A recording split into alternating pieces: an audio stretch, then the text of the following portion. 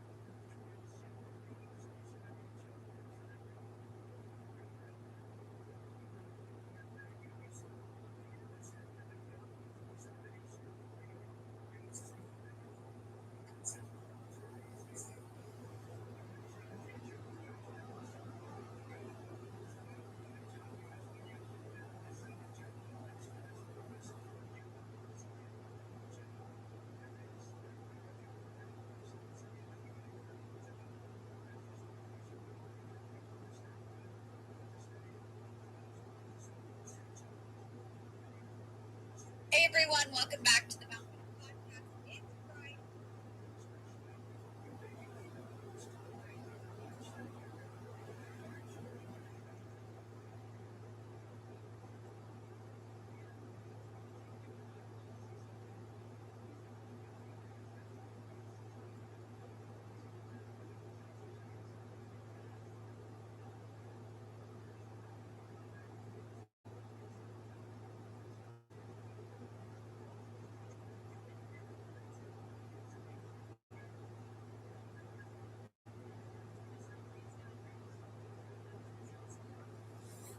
So, yep, once again, everybody's probably working. I hope they all get to listen today. We got a lot of good stuff I found.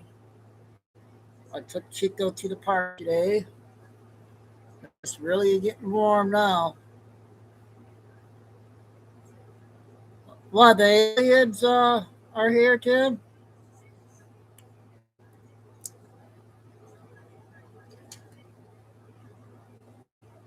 Um, they released some of the documents of the UFOs. I'm going to play on Benny's video. Everybody sharing them.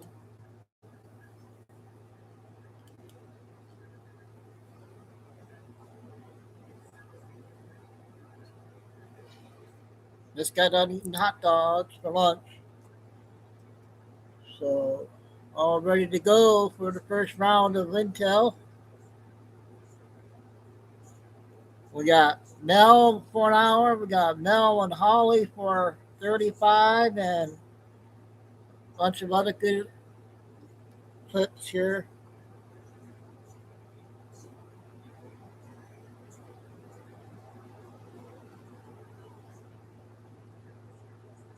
But the first two I'm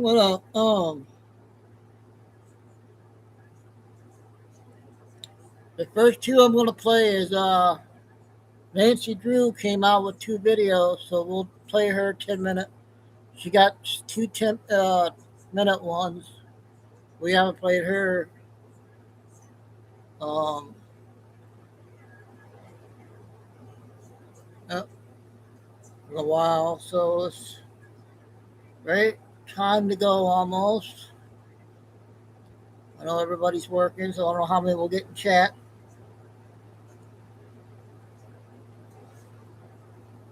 As soon as it hits 100,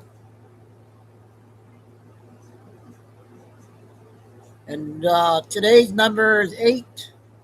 The dates today is 8. Gloria, glad you made it on time. We're going to have a big lineup.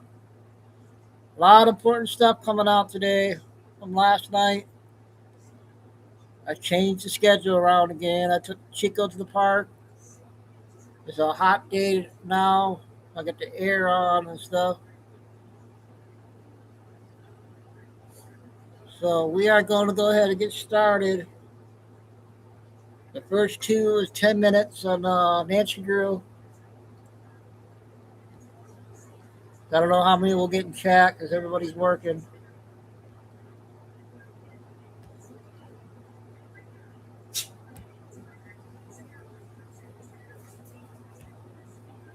That's you, people.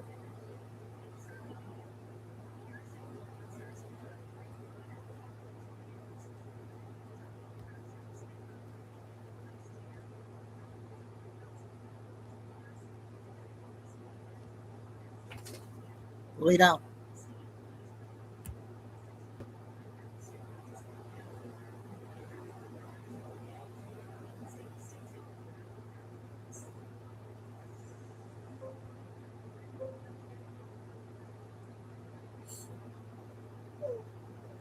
Entertainment purposes only, opinions only, YouTube. All rights reserved. Opinions only, opinions.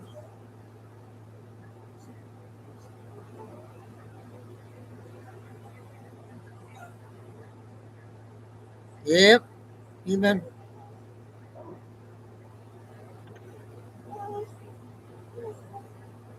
I'm on the show now, okay? You go lay down.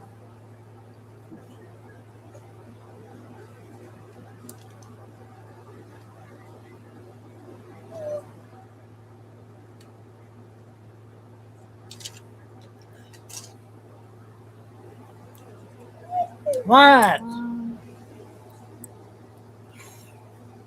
Hey, can you hear me, guys? Get up there. Come on. Hold on, okay? Come on. Hold on. I don't see anybody there.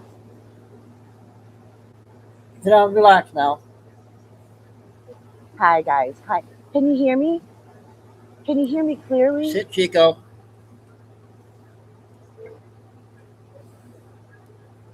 Hi. Hi, Nancy. Hi, Shannon. Can you guys hear me clearly? Okay, you can barely hear me. Okay, I'm going to try something. Tell me if you can. Hold on.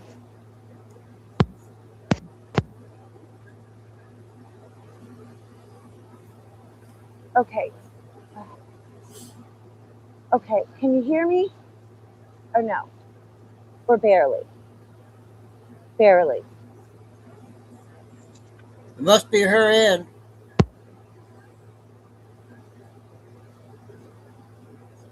Kind of not well. Okay. All right. A bit muffled. It is good. Okay, so I'm getting like mixed messages here. I'm just, it's nothing yet. I'm trying to figure out if you guys can hear me. You can hear me fine. Okay, the sound is muffled. Okay, I'm going to try something. I got these headphones. There's something wrong with my phone, and I can't afford a new phone right now. So I got these headphones with a mic. I guess it's my microphone in my phone. Oh, so I got these headphones with a microphone. I'm going to try it. So let's see if it makes a difference, okay? Hold on. Okay, so I think I turned it on.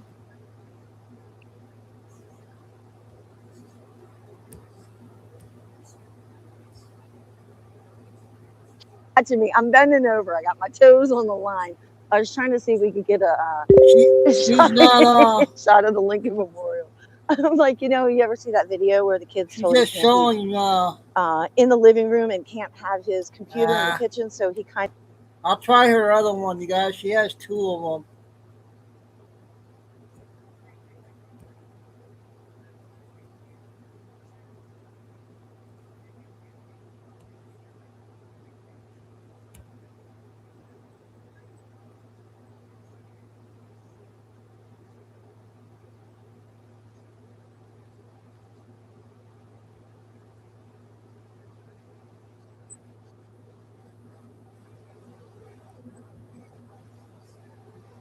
Well, I guess we can't play Nancy Drew. Her volume's not loud enough. We're going to play the first Q video from last night.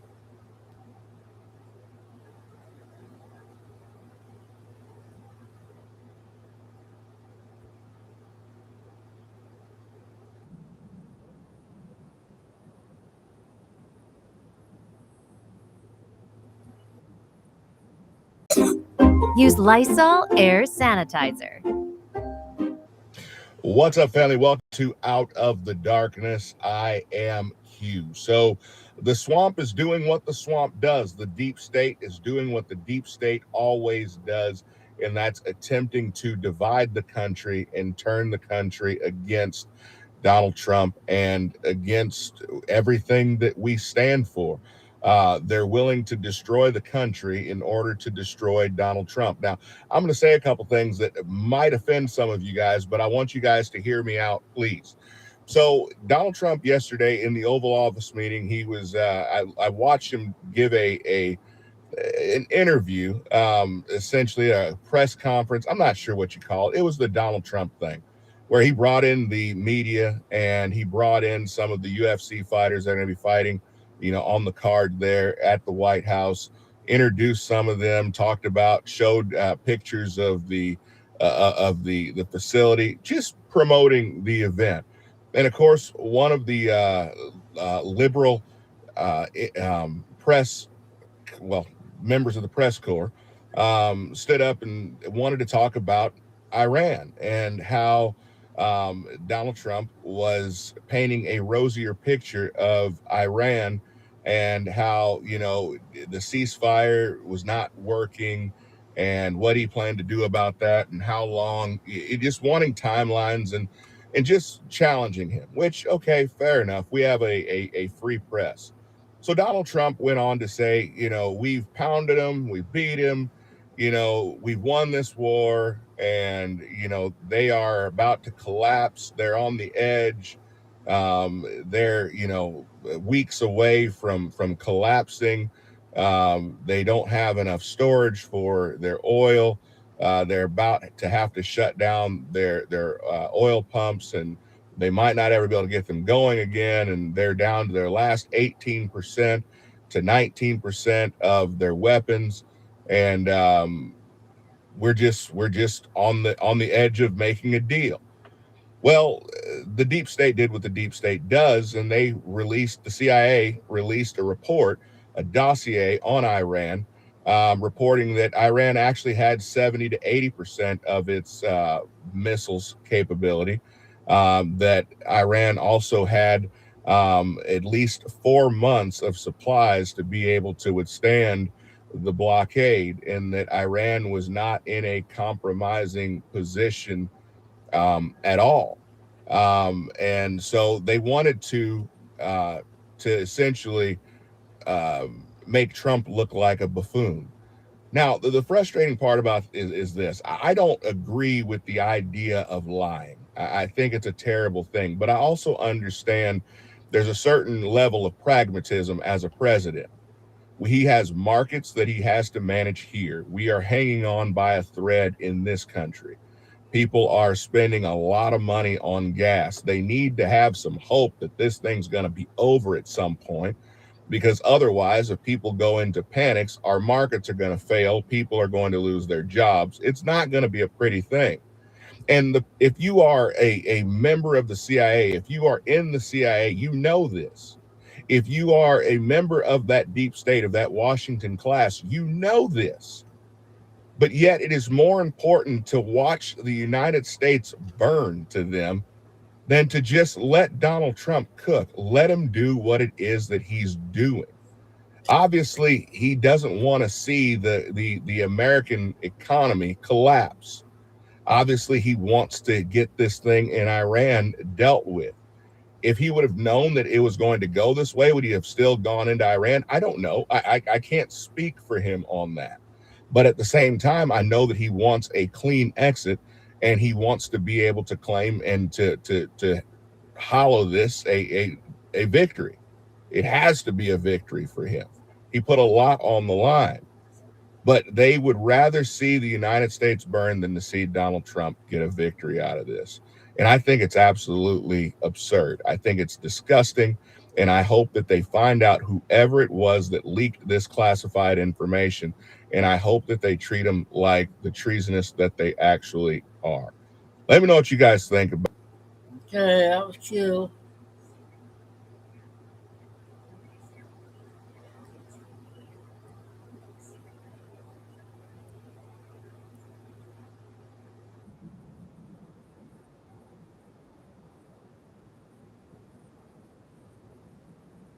Governor. Just a reminder of the wise words of poet Chameleonaire when he wrote, "They see me rolling, they hating, patrolling, trying to catch me riding dirty." day when he decided to do something utterly unhinged with his motorcade. I just love this era of President Trump, the like, F you, I'm going to do it era. No president in your lifetime or mine, and no president in the history of the world would ever consider driving his motorcade directly down the National Mall reflecting pool basin in the middle of the day. But that is precisely what President Trump has just ordered his motorcade to do, along with all of the Secret Service accoutrement. And the scenes at the end of this ride are insane. You are not going to believe what happens. Okay, so how did we get here? And more importantly, where do we end? Let's go. So President Trump wanted to see the reflecting pool repairs. They're going to make a new reflecting pool, meaning they're going to like change they're going to like fix it all up. It was slop. You know, the reflecting pool was filled with sludge and algae. They drained it. And now they are painting it. They're repainting it.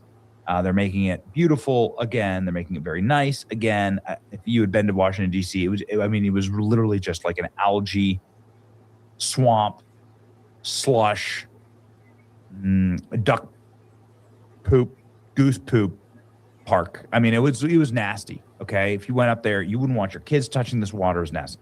So anyway, the Secret Service wouldn't let them.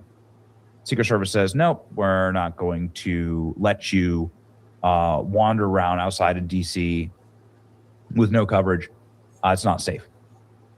And the reason why President Trump wanted to do this is because there's been a national undertaking to make the National Mall beautiful again, right? So this is Doug Burgum. He is the Interior Secretary, and he is delivering renovations to the major parks and monuments in Washington, D.C. He's doing a great job of it. It's become very beautiful, safe and beautiful again. Everybody should be down with this. The Basin is not only one of our nation's most photographed and most iconic landscapes. It plays a leading role in storytelling about America's past and America's future. There you go. They finishing 8 months early and $30 million under budget. So they're doing it early and under budget. So this is like kind of the these are like kind of the projects that Trump is undertaking. And the big one is the National Mall and the reflecting pool, which is quite famous in between the Lincoln Memorial and the Washington Memorial. This is the scene near the Lincoln reflecting pool. The U.S. Secret Service has blocked everything off, and now there are Secret Service agents on bike patrol.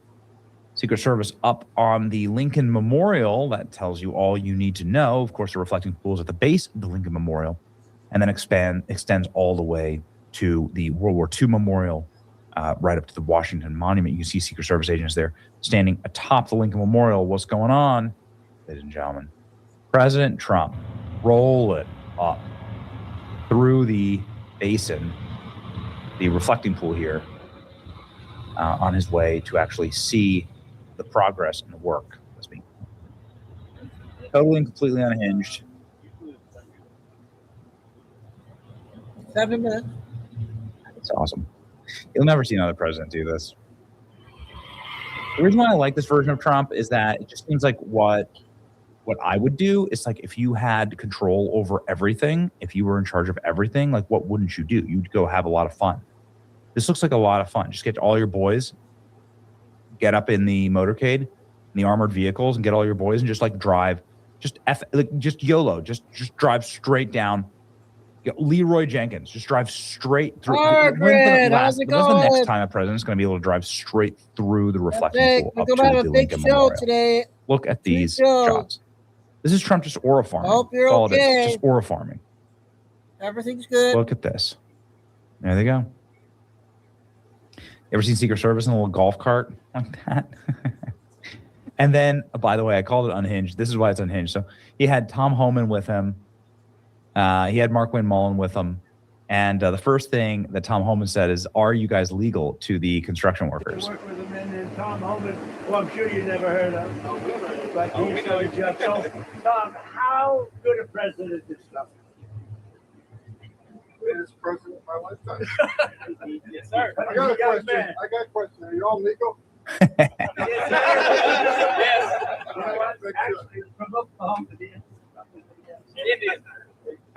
I got a question. Are y'all legal?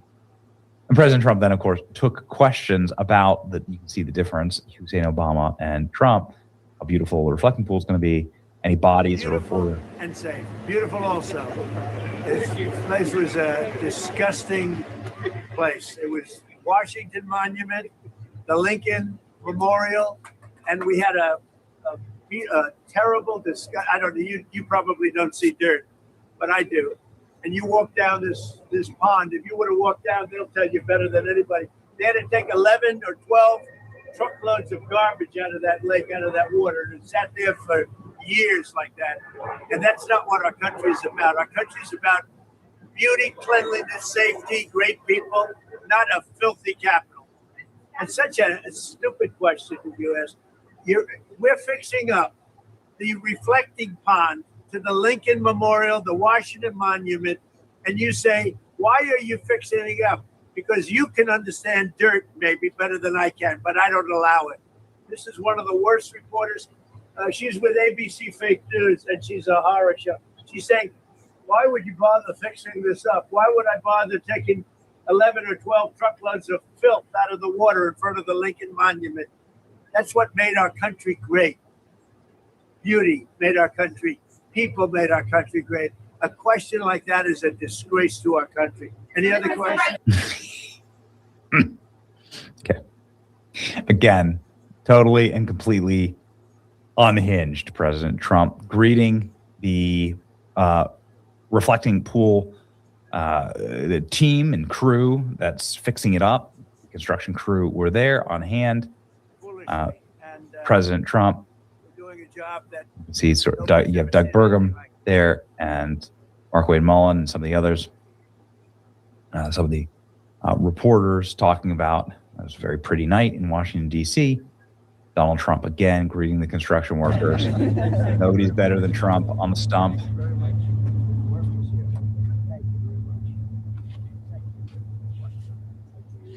Yeah. AI ain't taking these jobs. Did they run out? Thank you. There you go. Nothing but love. Nothing but love. There you go. Here's Trump and the team. The aura farming once again. And this is actually an indicative shot of what it was. It turned into an algae pond. It turned into a sludge pond. It was not beautiful. And this is what it's going to look like now, which is very pretty, which is what water should look like. That's right. President Trump cleaning up the reflecting pool on time and ahead of schedule. There was anti-Trump graffiti there the night before, and it had been cleaned up. Oh, sorry to hear that. Well, for, just in time, because Margaret. This is a beautiful shot, ladies and gentlemen. Look at that. Amazing. Maria. You never know what you're going to get. You never know what you're going to get.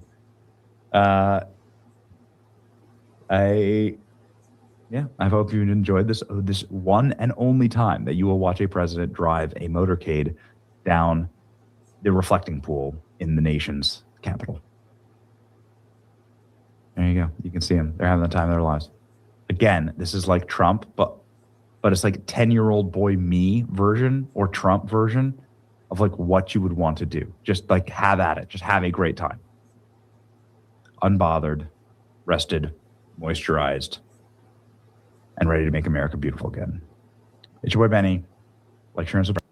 That was a good one.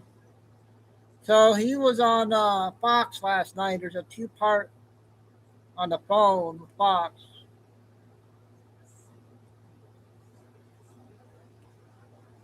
And after the first hour, everybody, I'll be doing Mel first, the hour one. After the first hour, we do Intel. And then we got 35 minutes of Mel and Holly. No Billy Bean yet.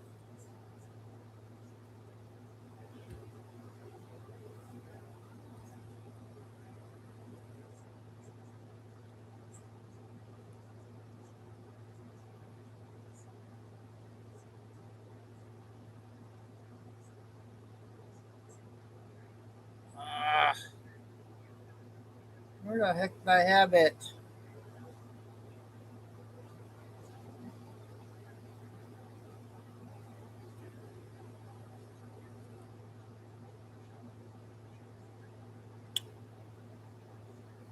Hang on.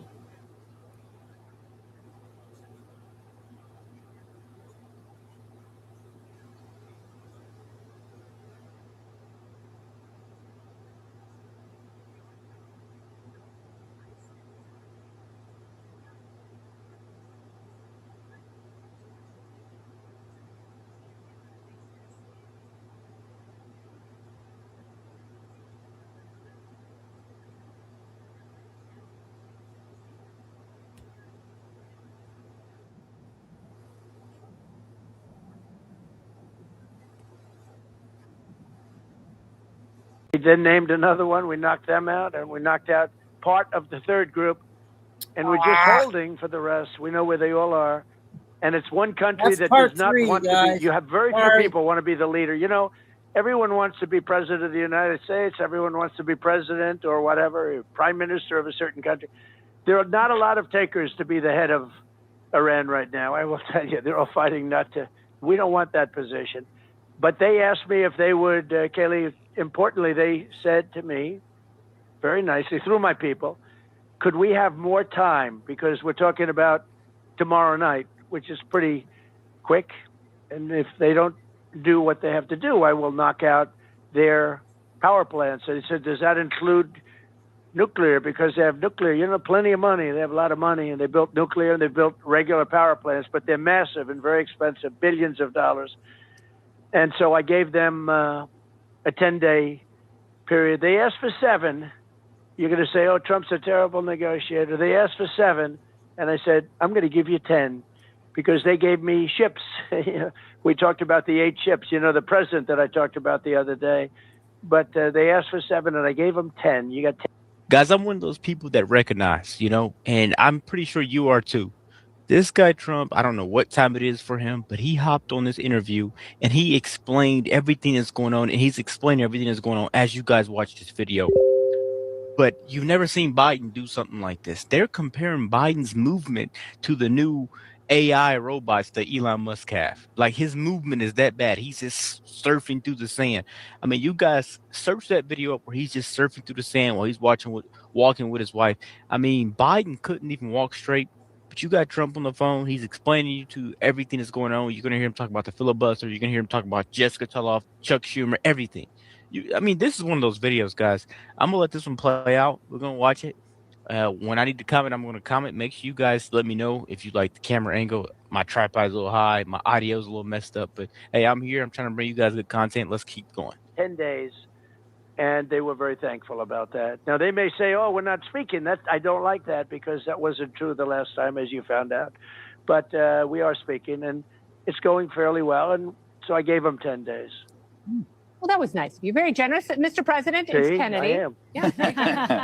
Yeah. So you talk about some of the people in Iran who are left in the regime. They don't want to be the supreme leader because they know it's probably a short-term position. There are a lot of Democrats in this country who would like to be presidents. They would like to succeed you, and they are using this war as a battering ram. People like Seth Moulton, who ran in 2024, he is saying that, or sorry, 2020, he's saying you are losing this war.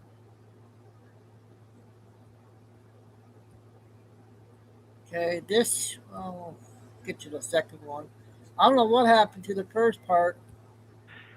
When he did the Iran nuclear deal, he gave them a path to a nuclear weapon within a short period of time. They would have had a nuclear weapon a few years ago, and they would have used it on Israel. They would have used it on the Middle East. And you saw that when this... I just told you guys I don't want to pause it as much, but Trump, he's calling it straight. Obama's deal handed them a path to the bomb, basically, right? And Trump fixed it. The smart half of America understands that, and the other half are still supporting the guy that messed it up for all of us. You know, defend the guy who made the mess, and this guy is trying to clean up the mess. It all started. They had no tremendous problem with Saudi Arabia, Qatar, and you take a look, and UAE, Kuwait, Oman, they had no problem with them. They were doing fine, and yet they hit them with, in the case of UAE, 1,400 missiles, ballistic missiles. And what they were going to do is they were going to hit the Middle East, and they would have hit it with nuclear if they had it, because they're stone cold crazy. So in order to keep our country great, I said, we're going to take a fairly short detour. We're going to show everybody that there's nobody even coming close to us militarily. Nobody even comes close. We have the greatest weapons. We have the strongest military.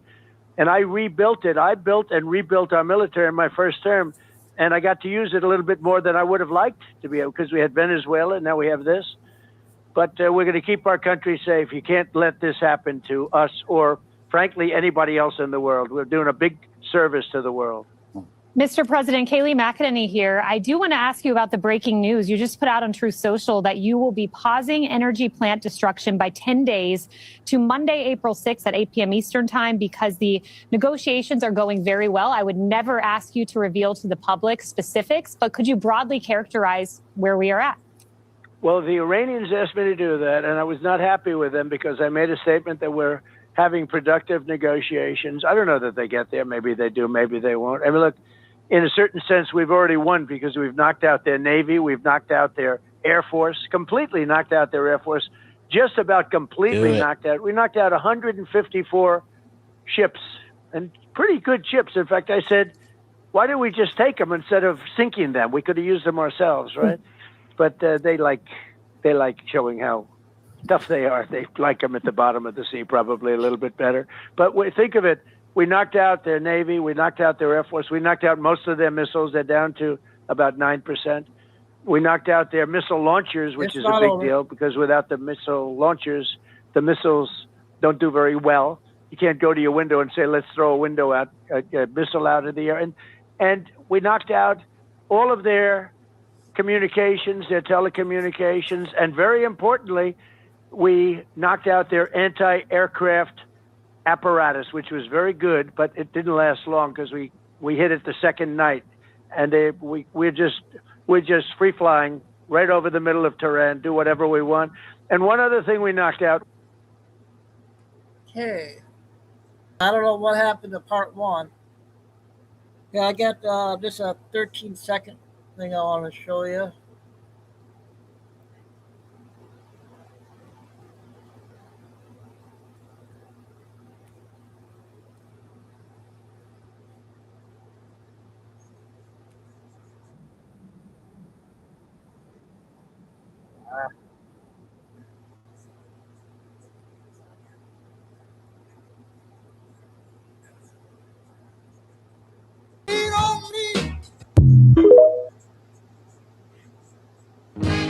What do you think of this, you guys?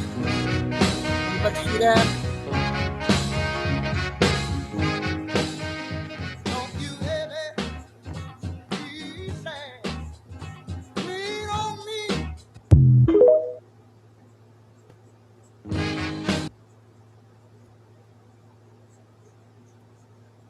Okay, this is 3 minutes.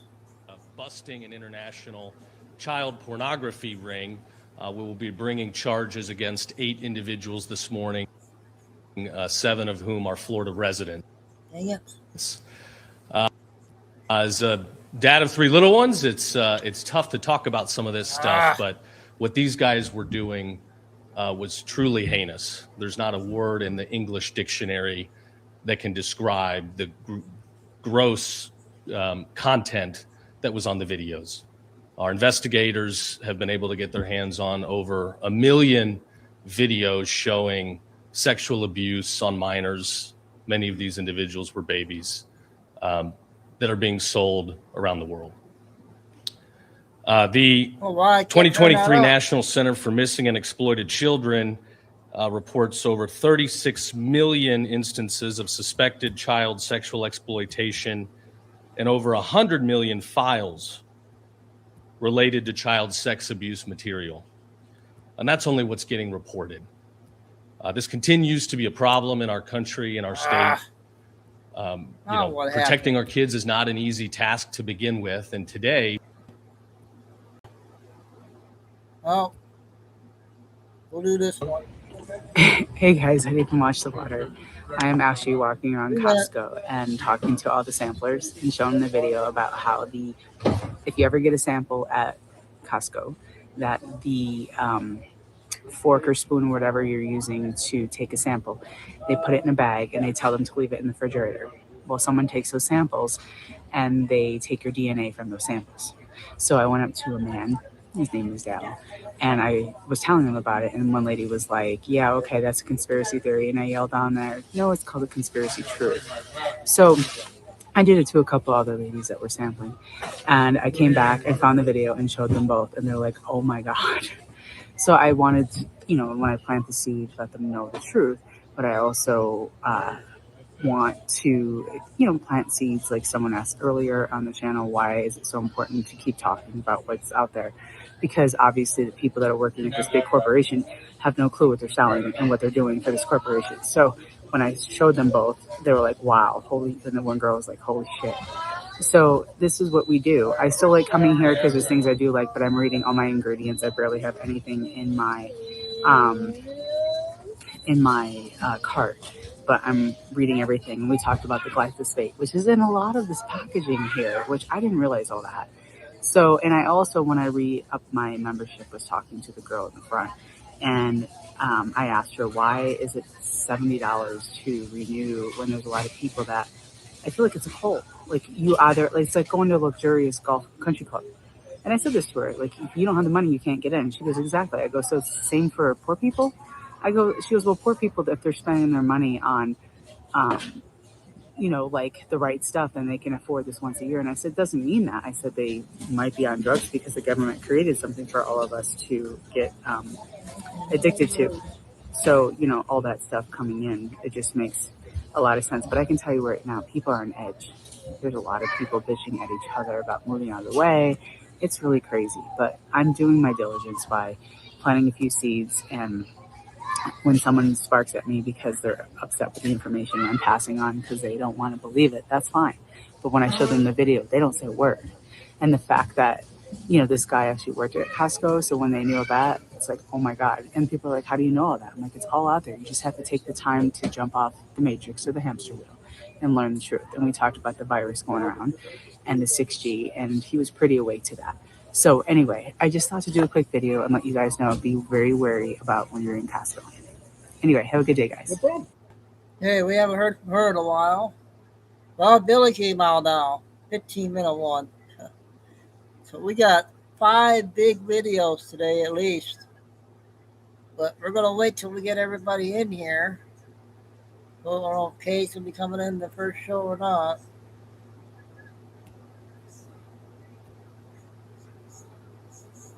I got another Q video that came out.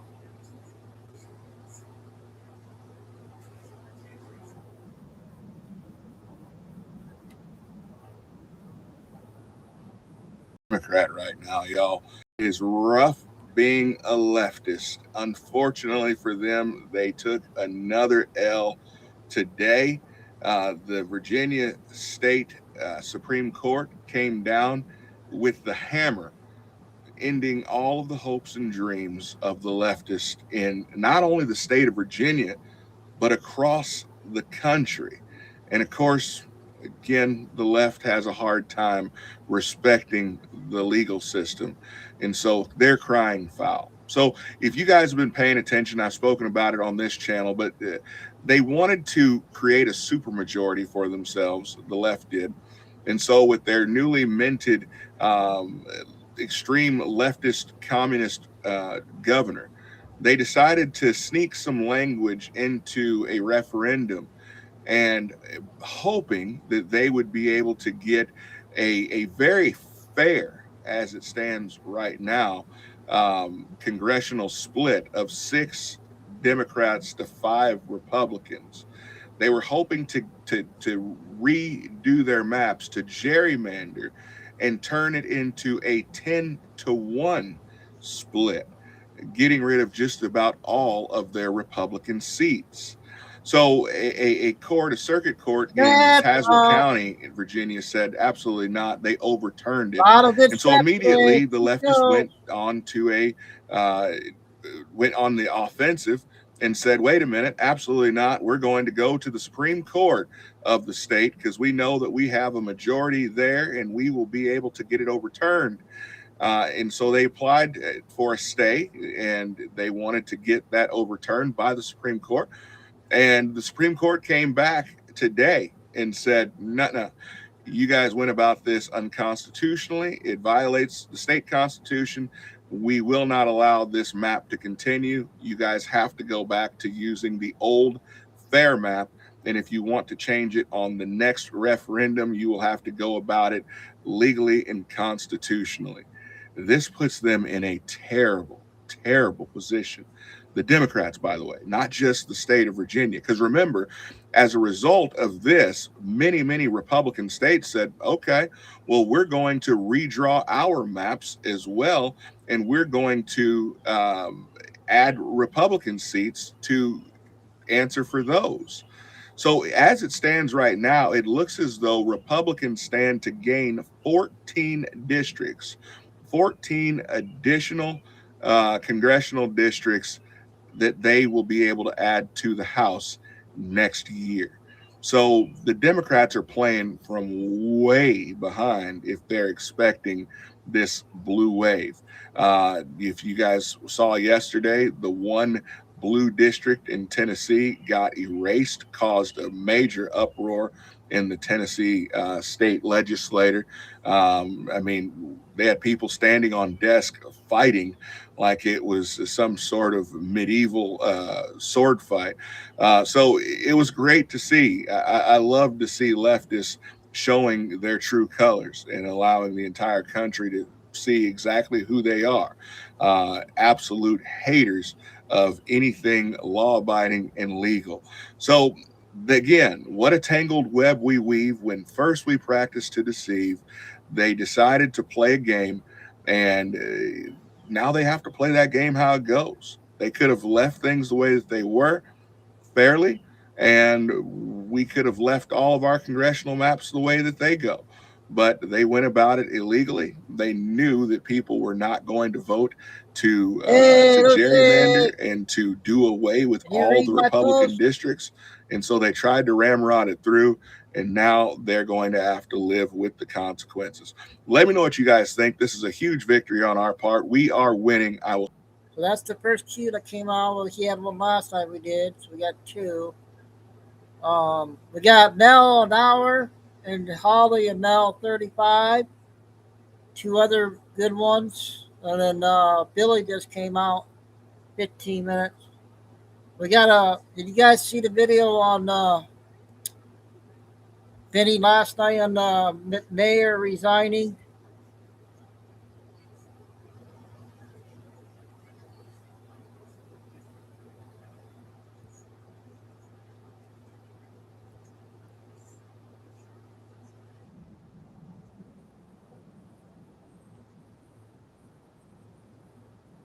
Look better. Make the world. Democrat Party is the party of in lieu of criminal activity, all happening all quickly. And it's not what you do if you're a party that assumes it's going to control things or stay in power or have a blue wave in the midterms. They're actually running scared, and they even want to fire the DNC chairman. It's kind of a party in panic, in fact. So what's going on? Let's catalog all of it. FBI raids Spamberger ally as federal corruption probe targets cannabis business. This is in Virginia. Louise Lucas, so always the people you most expect. She's been in office for over 30 years. She's like the Nancy Pelosi of Virginia. And she's in charge of the Senate. She's somebody who brought you the completely and totally illegal and retarded congressional map in Virginia. And she was raided. Federal agents whipped out their guns and stormed her offices yesterday. You can see that happening right here in the shot. Ladies and gentlemen, it was a heck of a day in Virginia. And the governor did not defend her. She didn't even defend herself in a statement. And so not a good look, frankly. It doesn't seem like it's a strong play for the to come a slightly around. Also, what happened within the last hour, the senator. I appreciate them using show of force in these kind of operations and in these moments. You can see here, they have literally the guns drawn. Good for you. You know, good for you, feds.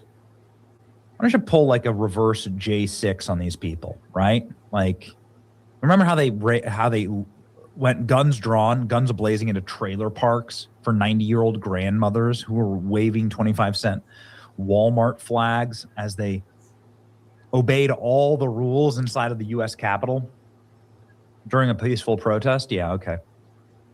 There should have been a non-peaceful protest when the killing of Irina Zastruka shocked the nation. She was, of course, that white girl. And why do I say white girl? Well, because that's what her murderer, her killer, who'd been released 14 different times for 14 different violent crimes in Charlotte, said after he slit her throat and she died alone on the Charlotte Transit. Well, anyway, the mayor of Charlotte is now resigning. That's right. Her name is V. Lyles. She's a Democrat mayor of Charlotte. She is one of those individuals who is totally woke. If you go to Charlotte, the entire city is in ashes.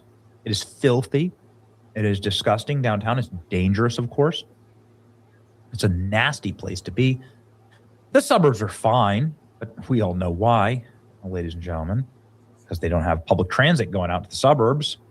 Democrat mayor of Charlotte just announced that she is resigning from office only 6 months after being reelected. That is a crisis. This is a crisis for the Democrat Party. The same mayor who claimed we will never arrest our way out of issues like homelessness and mental health after Irina Zastruka was murdered by a career criminal in her city. Good riddance. Look at this. She brought you this.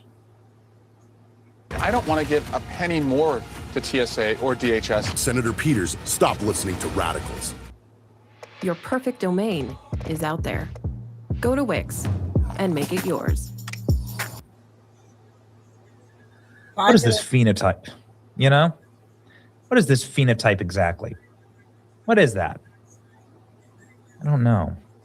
But it says incompetent leadership to me, and that's exactly what you got. Embattled Charlotte, North Carolina mayor in Charlotte, by the way, redistricted, added another Republican seat, so good for them in North Carolina. She announces her resignation after brutally failing the city. After Irina Zastruka was murdered, she went full soft on crime. She said, we can't arrest our way out of homelessness. Good riddance. Got reelected recently. Resignation takes effect at the end of June. So in 1 month, she was the first black female mayor of the city. Got it? How'd that work out for everyone? Well, not well for this poor individual. Her grandchildren and let a new generation. Vi Lyles says that she will not seek re-election in 2027 and plans to step down early at the end of June. Lyles became Charlotte's first black female mayor in 2017, and she said, quote, serving as Charlotte's mayor has been the honor of my life, adding she is ready to spend more time with her grandchildren and let a new generation of leaders. Is it the honor of your life, or are you quitting early? And why are you quitting early? Is it because this trial is going to go on and you're going to be found liable for this? Is it because of other criminality? Just like we found out in Virginia? What's going on here? Because the feds are looking into you, just like they're looking into Fulton County, Georgia, and Maricopa, Arizona. I don't know. She's got to be guilty of something pretty bad. She's a Democrat, longtime Democrat. Charlotte Mayor V. Lyles, 73, makes a surprise announcement that she's just done. She was just reelected. That indictments are coming. Yeah, something big is about to happen. I agree. Another DEI disaster. Good riddance, a dirt bag. Absolutely astonishing that V. Lyles was even reelected. She's been a total failure for Charlotte. Democrats have destroyed the city. Yeah, it is a hideous city. I was just in Charlotte about a year ago. Oh man, no hate, right? It's not like I'm trying to hate on Charlotte. It was just sick. It was disgusting. I couldn't believe how filthy it was. For context, V. Lyles was elected 6 months ago. Something big is going on here. Charlotte mayor is resigning after being reelected 6 months ago. I'm sure that's not code for anything. Charlotte Mayer wants to spend more time with her grandkids. Got it after like speaking like some type of hero at the DNC convention. Their stupid little pins and ensconces. Yeah, you are cooked, lady. Charlotte DA targets repeat offenders amid 15% uptown crime. So it looks like they're doing further law enforcement in the actual city. Crazed homeless man accused of slaughtering Irina Zastruka on train found incompetent to stand trial. Remember this? They said, yo, we're just going to let this guy. This guy was competent to be let out of jail 14 different times. But now that he's killed a white girl and we have him dead to rights for the electric chair, we're going to say he's incompetent. And it enraged me. I actually called the DOJ. Like, I threw a fit. I called the DOJ about this. Spring is here, and so are the tools made to tackle the season. From yard maintenance to outdoor jobs. Just not over. The federal government is charging, actually, because it occurred because this killing occurred on transit. The federal government is charging it, and so it just really doesn't matter what some dumb state DEI person does, right? DeCarlos Brown is in federal custody on a federal indictment, says the U.S. attorney. The state proceedings, including any competency finding in these proceedings, are completely separate. So who cares? Good for you. That's why elections matter. Ladies and gentlemen, elections do matter. Just on the top line, Tennessee decided to go full max. Got rid of all Democrat districts. And so now Democrats are shrieking out and screaming and staging an insurrection. They are a party of violence. Look at this. I warn you, this is going to be really loud. Listen to this. There you go. Not good. Not great. Yeah, look at them. So these are the actual representatives on the floor of the House chamber. And here they are threatening worse than anything that happened on January 6th. That's a matter of fact. It's worse than anything that happened on January 6th. They're violent. They're unhinged. They're wicked little theater kids. You should never give them power. So I'm really glad to see them resigning en masse, getting iterated by the FBI. This is what I voted for. Got what I voted for again. That's your boy Benny. Like, share, and subscribe. See you. Okay. Got 2 minutes in. Now I got today's Colorado news, lady, 4 minutes. And then we'll do the hour bell.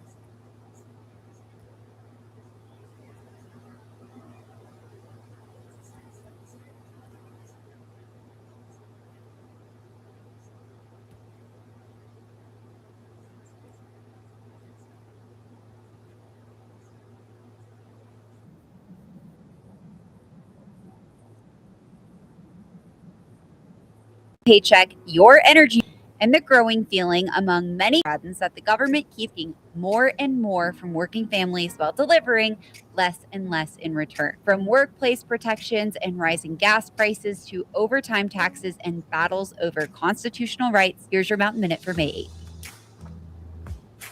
First, in Colorado, a former federal EEOC official is taking workplace discrimination law directly to the public as complaints rise nationwide, and the Equal Employment Opportunity Commission operates with its smallest workforce in decades. Patty McMahon, who spent years training businesses, unions, and educators on federal anti-discrimination law at the EEOC's Denver office, is now hosting free public workshops called Know Your Federal Employment Rights. The sessions focus on what protections workers actually have, how discrimination complaints work, and what employees can do if their rights are violated. And that timing is significant. Congress is facing renewed scrutiny after records surfaced showing more than $300,000 in taxpayer-funded settlement connected to former House members and workplace misconduct allegations. McMahon says harassment is only one part of the issue, and many Americans don't fully understand understand the broader protections federal law already provides. Meanwhile, Coloradans are feeling the squeeze everywhere they turn, especially at the gas pump. Drivers across the state are now paying nearly $4.50 a gallon on average, creating major strain for rideshare drivers, truckers,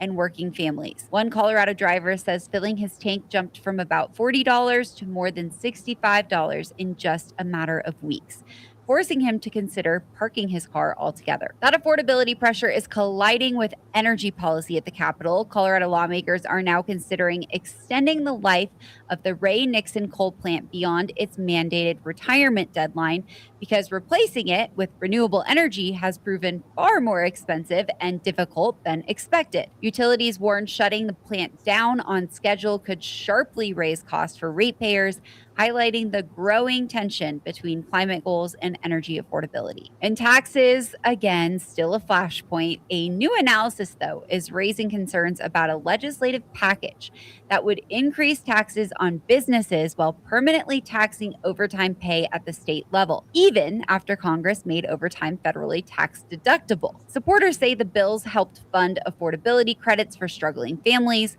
while critics argue the burden ultimately falls on workers and consumers through higher prices, fewer jobs, and businesses choosing to leave Colorado altogether, which we have continuously seen this year. The package would also reduce key business deductions, change software taxes, and lock overtime taxes in Colorado law permanently. At the same time, lawmakers debate new taxes.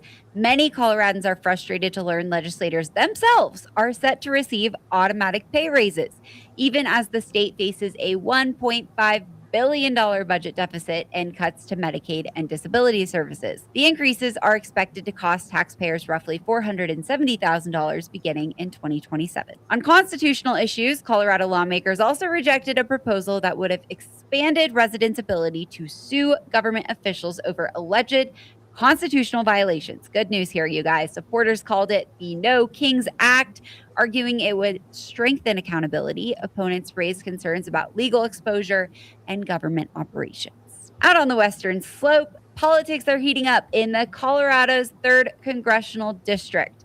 Republican candidate Ron Hanks is challenging incumbent Congressman Jeff Hurd, arguing voters feel ignored and frustrated by rising fuel costs, affordability struggles, and what he describes as weak accountability from Washington. Colorado's drought crisis is also becoming impossible to ignore. The state is experiencing its lowest snowpack in more than 4 decades, affecting hunters, anglers, ranchers, and water users all across the state. As water restrictions expand, many outdoor communities are being forced to rethink long-standing traditions and livelihoods tied to Colorado's land and wildlife. Nationally, the Trump administration's DOJ and ATF are rolling back several controversial firearm regulations put in place under the previous administration, including rules involving stabilizing braces and firearm business definitions. Gun control groups are, of course, pushing back, while supporters say the changes restore Second Amendment protections and correct years of regulatory overreach. And finally, Health and Human Services Secretary Robert F. Kennedy Jr. has launched a major initiative aimed at reducing antidepressant overprescribing, especially among children. The new plan focuses on transparency, alternative treatment approaches, and helping patients safely taper off medications when appropriate. That is a huge issue these days. One final note today in a Rocky Mountain Voice commentary marking the National Day of Prayer. Writer and pastor Drake Hunter reflected on the idea that prayer isn't just something reserved for church or crisis moments, but something woven quietly into everyday life. The piece encourages Americans to slow down, seek truth, and remember that faith, gratitude, and reflection still matter in very uncertain times. A great message going into the weekend. That's all I have for you today and this week. Make sure you're subscribed to our Mountain Minute newsletter to get our special. Okay, that was a good update for the Colorado news there. All right, we got an hour of now.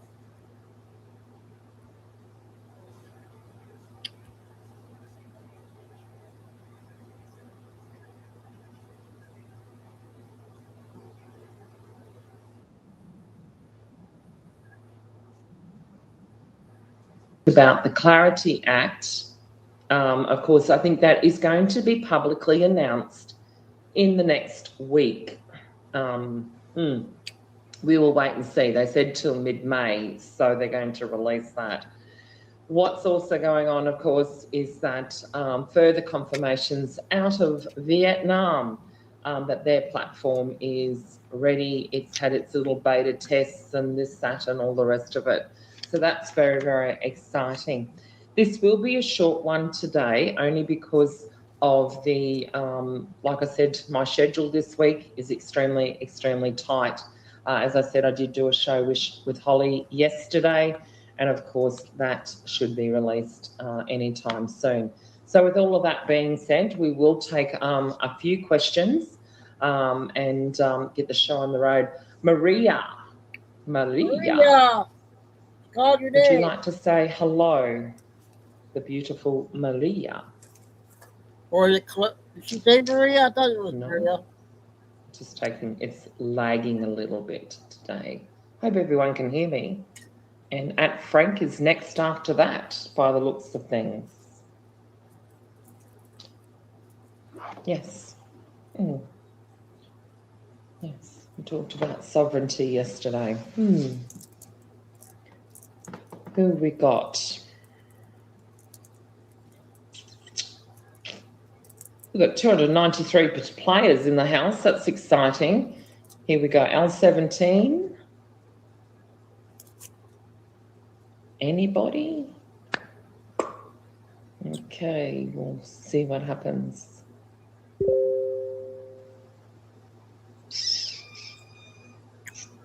Colorado Mama. We'll see if she wants to, she's going to speak. I just wanted to test your system. I'm sure I'm not the only one who's able to do it. You're the only one. You're the only one. There we go. You're the only one so far. So let's rock and roll with that. Hello, Colorado Mama. How are you?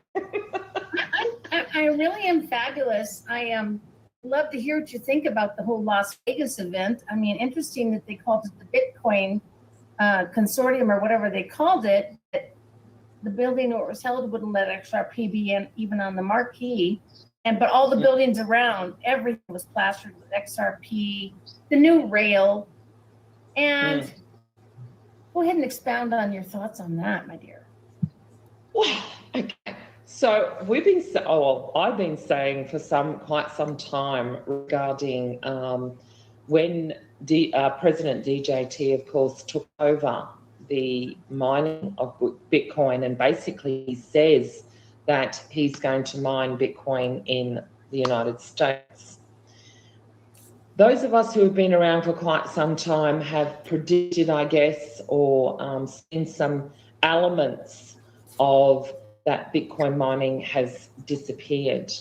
And back in 2020, I believe, and this is only my opinion, based upon what I saw and what I researched, that Bitcoin actually went to zero. We've all been waiting for it to go to zero, but you have to understand this is a smooth transition. And during these smooth transition, and we know things have not gone the way that we thought they were going to go, but understand this. As I just said, Bitcoin went to zero, ladies and gentlemen. It did go to zero, and it was then, I believe, in my opinion and my research, that it was then pegged across to the Stellar network. In the Stellar network, it was connected then to that being log seller. Anyway, it went onto the Stellar network. I used to know them off by heart. I used to be able to roll it off my tongue. But it went into the Stellar network. I saw not just Bitcoin, but I also saw Tether, which is now USDT, the digital Tether, a digital treasury note, perhaps. Anyway, we also know that Ethereum is used in many cases due to its utilities to be able to do this. And my understanding is that Bitcoin, be it as it may, that people still wish to see it go to zero, it already has. And understand this, it means that it is backed by gold. or some kind of asset. Now, we have explained this several times, but people still want to see the theatre or the what they share their narratives many years ago. And what happens is those narratives have not changed and altered. I believe Bitcoin has gone to zero. It is called the Bitcoin Conference because Bitcoin was 60 to about 70% of Bitcoin was actually used by, oh, wait for it, the government. And if you think of it in a different perspective, if the government or the US Republic has now been converged, it makes a lot of sense that President DJT now has control of that 70% of Bitcoin. That's another perspective. I can sit here all day, Colorado Mama, and give everyone 5 or 6 different perspectives on Bitcoin. It is called Bitcoin Conference because your old debts, which have been accumulated by your government, is now being transferred back to you, the people. That's why DJT has control of Bitcoin. I hope that makes sense because it should be very, very exciting if you use a different perspective. So anyway, that's my take on Bitcoin. The reason it was called Bitcoin Conference, we know that President DJT has also, President DJT has said that we will pay our debts using Bitcoin. And when he does that, ladies and gentlemen, that there is your flip. So get excited. Anyway, I could talk about that all day long. There's plenty of things that I can explain about Bitcoin, but it is already on the illustrious Stellar Network, which we know is for we, the people. So there you go. So Colorado Mama, I hope that helped. Just trying to give different perspectives on Bitcoin. It's fabulous. Now I'm going to throw another little fly in the soup here. So knowing about the confiscation by 13848, and the fact that Ted Turner just expired, let's just say it was announced that he expired. He has several ranches, by the way, over 2 million acres of ranches across the United States. And so we're talking huge swaths of land, huge, and we're talking multiple states. All this land was, where did it come from? How did he get those big swaths of land? And I'm from the Great White North up there, and one of his biggest ranches appears to have actually purchased from the government, possibly, some BLM land. So I'm wondering, with his demise or his exit of this play, that somehow he might have had some of these assets because of his situation, and all those go into the wealth fund, and that what's going to happen in the future as we think about people like him, just like we've seen Hollywood being taken down over the last few years. This is another member of it who owns CNN, right? Yes. So this is a very big topic. And I'm saying at this point, along the lines of digitization and asset-backed things, because he purchased a bunch of stuff on fiat. There you go. Who funded him? How did he have the money for all these 2 million acres of things? CNN has not been like pulling in the dough lately. Oh, 100%. There's some interesting articles that I skimmed over regarding CNN. And as I said, this is a media takedown towards the end, isn't it? And we're already seeing it. We know that a lot of the news reporters and news presenters here in Australia have all changed or disappearing or altering and going to different sections. We'll get to Maria and that very, very shortly. But understand too exactly what you've just pointed out, and that's what I'm saying about the whole Bitcoin thing. We have to take the emotion out of the fiat and the crypto. So fiat we know is worth nothing. Bitcoin was worth nothing. Now it is And if you're going to be having a conference, you think about, if you were to mention the word crypto to anyone, the first thing that comes to mind, of course, is Bitcoin. It was the concept of XRP. So when people understand, when we go digital, understand that Bitcoin and the derivatives through Coinbase that recently happened as well, puts XRP into the limelight to identify with it is up there. In fact, I wouldn't be surprised if Bitcoin is already running on the XRP ledger, because Ripple itself also runs, ladies and gentlemen, on the Stellar network. When you understand the basics, you take emotion out of the whole Bitcoin, take emotion out of the fiat, and you think of this as a digital asset. If Bitcoin has become an asset and these properties are now seized by government, who owns it? Bitcoin. Bitcoin, DJT, the white hats. So think of it in that line and that shape and form, and boom, there we have it. Take emotion out of what you think or want to happen, because it ain't going to happen like that. Understand the dynamics, and then look at this from a different perspective, and there we have it, ladies and gentlemen. There we have it. We're getting down to really good, crunchy stuff today. Thank you, Colorado Mama. You're a legend. Who's in control right now? Fascinating. So there you go. So that's it, Colorado Mama. Anything else before I start with Maria? I'll let Maria go ahead, and I will join you another time. Thanks, honey. Thanks for that. Stay safe, stay savvy. We'll see you on the flip side, girl. Wonderful. The beautiful Maria. Let's get a little bit of Italian lovin'. Hopefully she's Italian with a name with Maria. Just unmute yourself, honey. No. What about at Frankie79? Would you like to say hello and ask a question?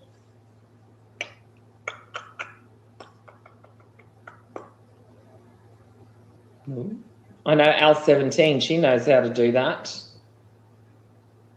I do. Oh, I know. She is. No one wants to talk today.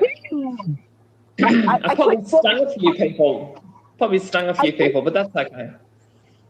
I couldn't get a question in the other night when you were on the humanitarian channel, but I thought I heard you say something, and I'm going to make you repeat it for my sake. So I want to leave the country and be gone for a month or two in my lovely New Zealand. I don't want to have to come back and turn in any currency. And I've said this for a long time. I wish they'd just let me drop it off. I don't really need an appointment. And you kind of said that. So I'm going to just make it clarify one more time. Do I have to be here in the United States in order to get my QFS from the White Hats, or to turn in any currency? Thank you very much. There you go. That's problem solved. Sunshine Patriot, do you have a question? Wait. So you're saying I'm right, that what you said is correct? Absolutely. Okay, thank you, ma'am. That's all right, darling. Sorry, I thought I'd better verify that. Sunshine Patriot, do you have a question, hun? Otherwise, we'll go to the beautiful Mark, the Wild, aka Wild. You're all stung. Or you stunned. Frankie, yes, Frankie, at Frankie, yes, go for it. Allow yourself, take your microphone off, darling, and ask a question. You've got yourself muted, at Frankie. You're jumping up and down, but you got to take off your mute. Okay, Mark, how are you? Mark's I'm doing ready wonderful. to rock. Excellent. How's everything down under? Am I down under? Ooh. Everything I believe is fine and dandy. It is fine and dandy. So there you go. So what's happening in your part of the world? What have I'm you... down in Wilmington, North Carolina. In North Carolina, gee It's a whiz. beautiful day. It is. So the thing is that we had South Carolina touch base with me the other day. So you're from North Carolina. It looks like I'm going to Carolina, north and south. So some You have point. to. You have to go to Charleston and Wilmington and Hilton Head, and then you got to go to Savannah, Georgia. Ah, excellent. Thanks for those tips. So here's what I had a question about. This is about COVID. They had this video going through that the international, I guess, lawyers of Europe confirmed that COVID was a weapon of mass destruction, and that it was confirmed in a court of law.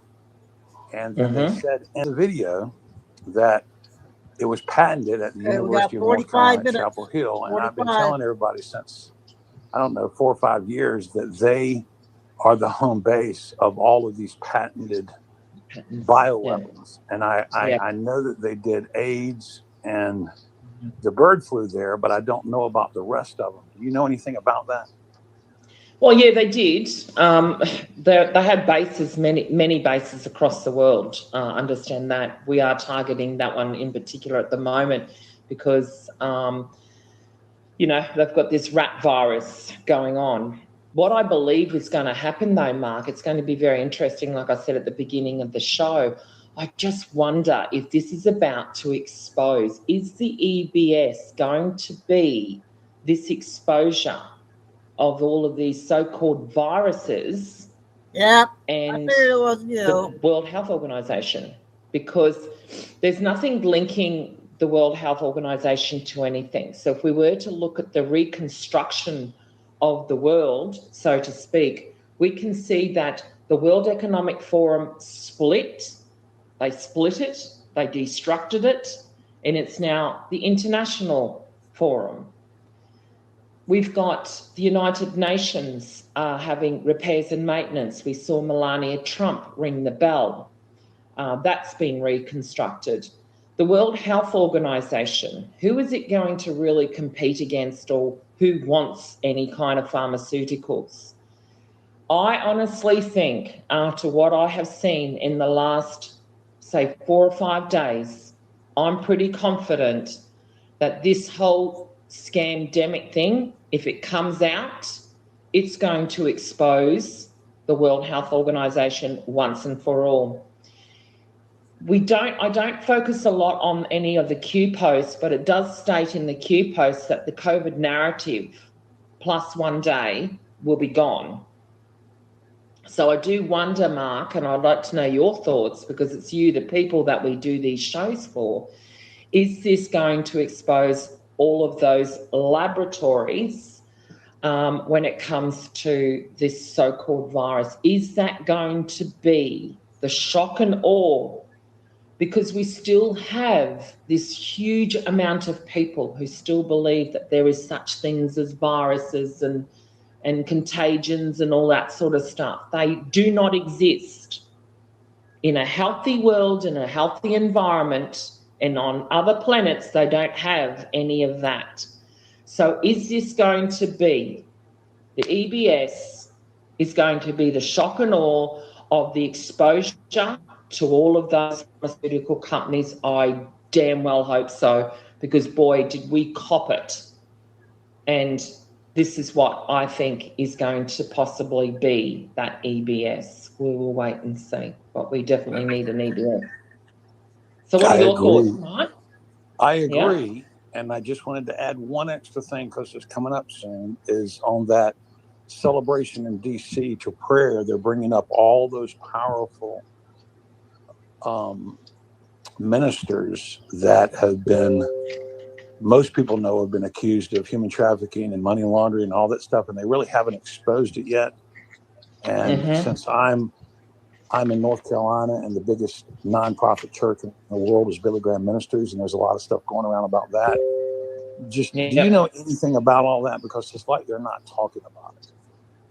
With the trafficking, the money laundering, and tied into the 501(c)(3)s, and and all of these huge ministries, they really haven't exposed. There's been some exposure over the last 20 years, but not really a lot in the last 5.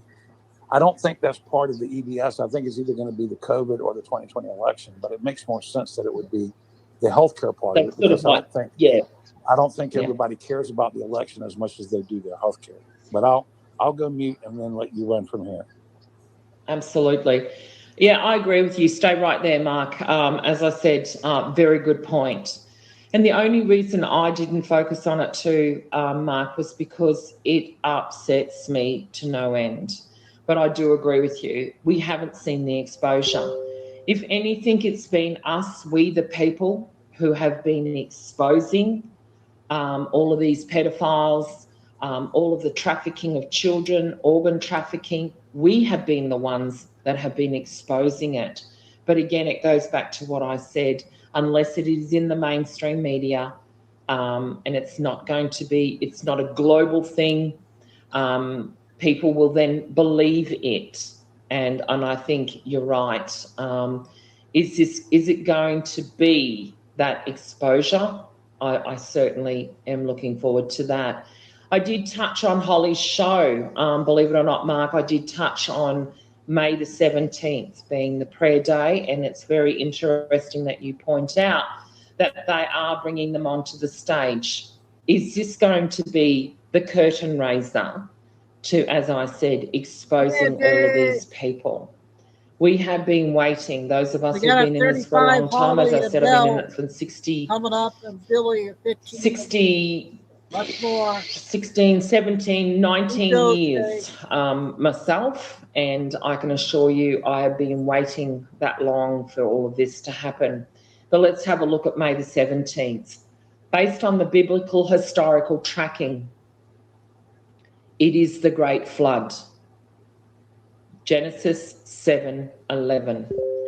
In the Christian Ascension, they often observe May the 17th in the Orthodox and the Catholic traditions as the Feast of Ascension, when Jesus ascended into the heavens. But if everything is already done, as we know, and I'm not going down a religious path here, I want people to understand that everything is already done. Jesus did everything for us, which means it's done. So it's our ascension that we are talking about in this perspective. In Samaria ministry, it talks of Jesus passing through Samaria 1, 2, 3, 4, 5, and 6. But again, I always say that these dates are not connected to our Gregorian calendar. They are connected, of course, to the biblical calendar. This will be biblical. Is this the moment of time? As I said at the beginning of the show, it's very interesting that they've held off the Clarity Act, Mark, until mid-May. Often the IMF, that has also been restructured, of course, and been incorporated into the BRICS pay system. But IMF are one of those ones that I said, I believe, are going to release any kind of changes in currencies generally on or around the 15th of the month. They only ever do make these changes periodically on the 1st and the 15th. So this 17th of May, as I said on Holly's show yesterday, which will be released very soon, you'll get to hear that it is very, very prominent. We're only a week away, of course, from that, but we still have this huge week to get through as well. But Mark, thank you so much for bringing those couple of points to our attention and giving us another marker, I guess you could say, to get through all of this chaos that's going on. So thank you very much, sir. Bless you, Mel. I appreciate you so much. You're an angel. No worries. Not a problem at all. Sunshine Patriot, are you ready to have a question, darling? Just unmute yourself. Or we're going to go to Dawn 1844. Hi, Mel.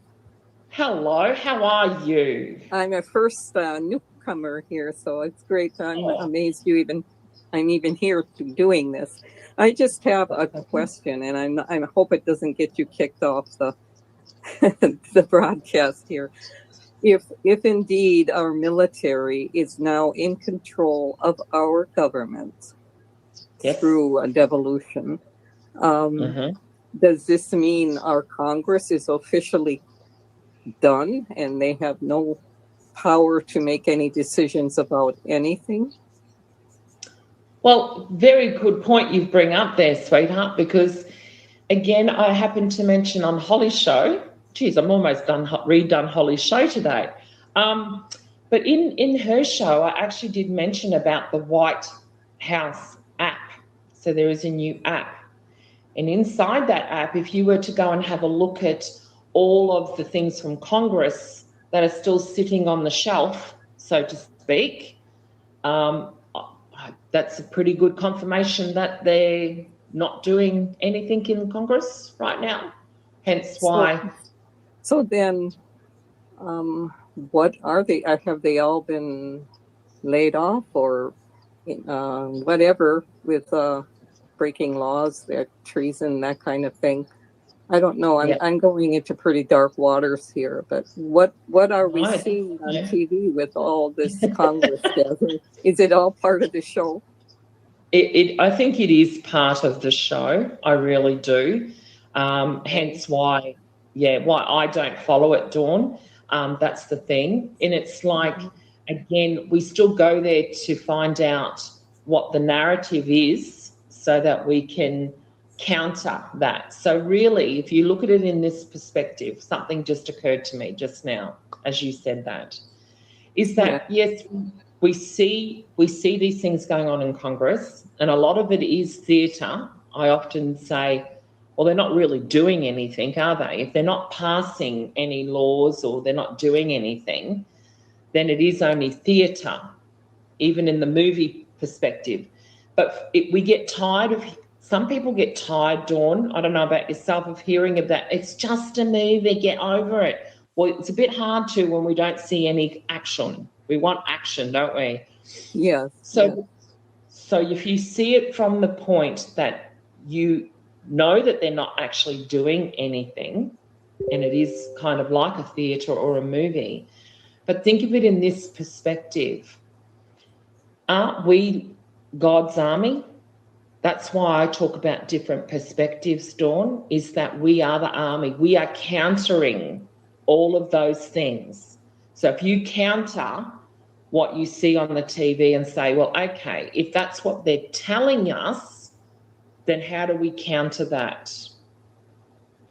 Yeah. If they're not doing anything, then they don't exist. So you use a counter in your consciousness and you go, well, okay, I've given you enough times to show me and you're not doing anything, therefore you don't exist in my world. Yes. I don't have a problem with that. In fact, I'm delighted. We got 30 minutes, guys. We're halfway.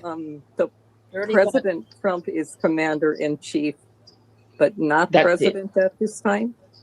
That's correct. 100%. Am I interpreting that correct? Because he did say a few days ago, and then I'll let you go. He said, we don't need Congress for the Clarity Act. We're going to go ahead anyway. So he's got control, or the military has control of this sort of, so they can go anytime. They don't have to wait. 30 minutes left and 35 with Mel. All right. Well, thank you for So that's okay. I mean, you always want that clarity, don't you? And it's like, you got to remember he's signing executive orders, so something's definitely going on in the background. If it gets to his table, something's going on, but they're not doing anything in Congress. Yes. For the eyes to see. Well, we saw a few walk out with handcuffs on, so. Yeah, exactly. Members of Congress, so way back 4 years ago or whatever. I know, I want to see it again. That's quite okay. Just talking with you. Thank you. That's quite okay, Dawn. It is lovely to have newbies in the house, and it is nerve-wracking when it happens the first time. So Jax, how are you? It reminds me of Jacksonville. Is Jax going to say hello? No? Dawn, you're just going to have to remute yourself, darling. Oh, sorry. Thank you. That's okay. That's all right. Got to love these newbies. Jax, what about Libby? Libby, did you have a question? I have a very good friend called Libby. Nope. Okay, let's have a look down here. I did see someone who I love talking to, and that is the beautiful Tom. So, Tom, how are you? Well, Mr. Tom. There you go. Enlighten us. I'm fantastic. All the better for seeing and hearing you. So, how's the weather in New Jersey, by the way? It's I'm beautiful. going to come to excellent. It's beautiful. Good to know.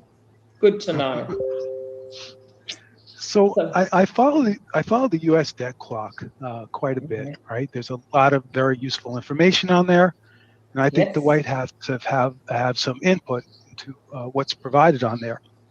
So this week they did a post, okay, and the question they put on this post was, does there have to be a financial crash to implement the new U.S. Treasury dollar?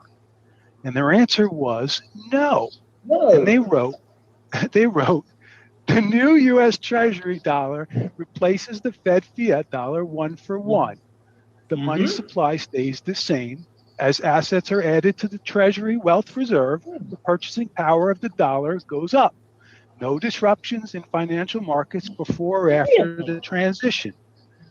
So my question to you is, do you believe that we need a financial crash? And if not, what do you believe would be the likely catalyst to bring in the new currency? And just to add to that quickly, if we were to go 1-to-1, we've heard that we're going to 1955 pricing. How does that play in? Now you got about 6 questions in one. That's okay. We'll get to the 1955 first of all. So yes, I have said, and Tom is instigating here because he's followed me for quite some time. Ladies and gentlemen, I have said over many, many years now, I do not believe there's going to be a financial crash. I've often said that in 2008, that was the crash. And they learnt from that. From 2008 through to 2012, I should say, is when they started to implement, of course, that being the quantum system. And they utilised that using Bitcoin, because Bitcoin was an offshoot of XRP, and that's why we're running on XRP. There's another bit to add to the beginning of the show. If you've come in a little bit later, go back and listen to how I explained about the Bitcoin.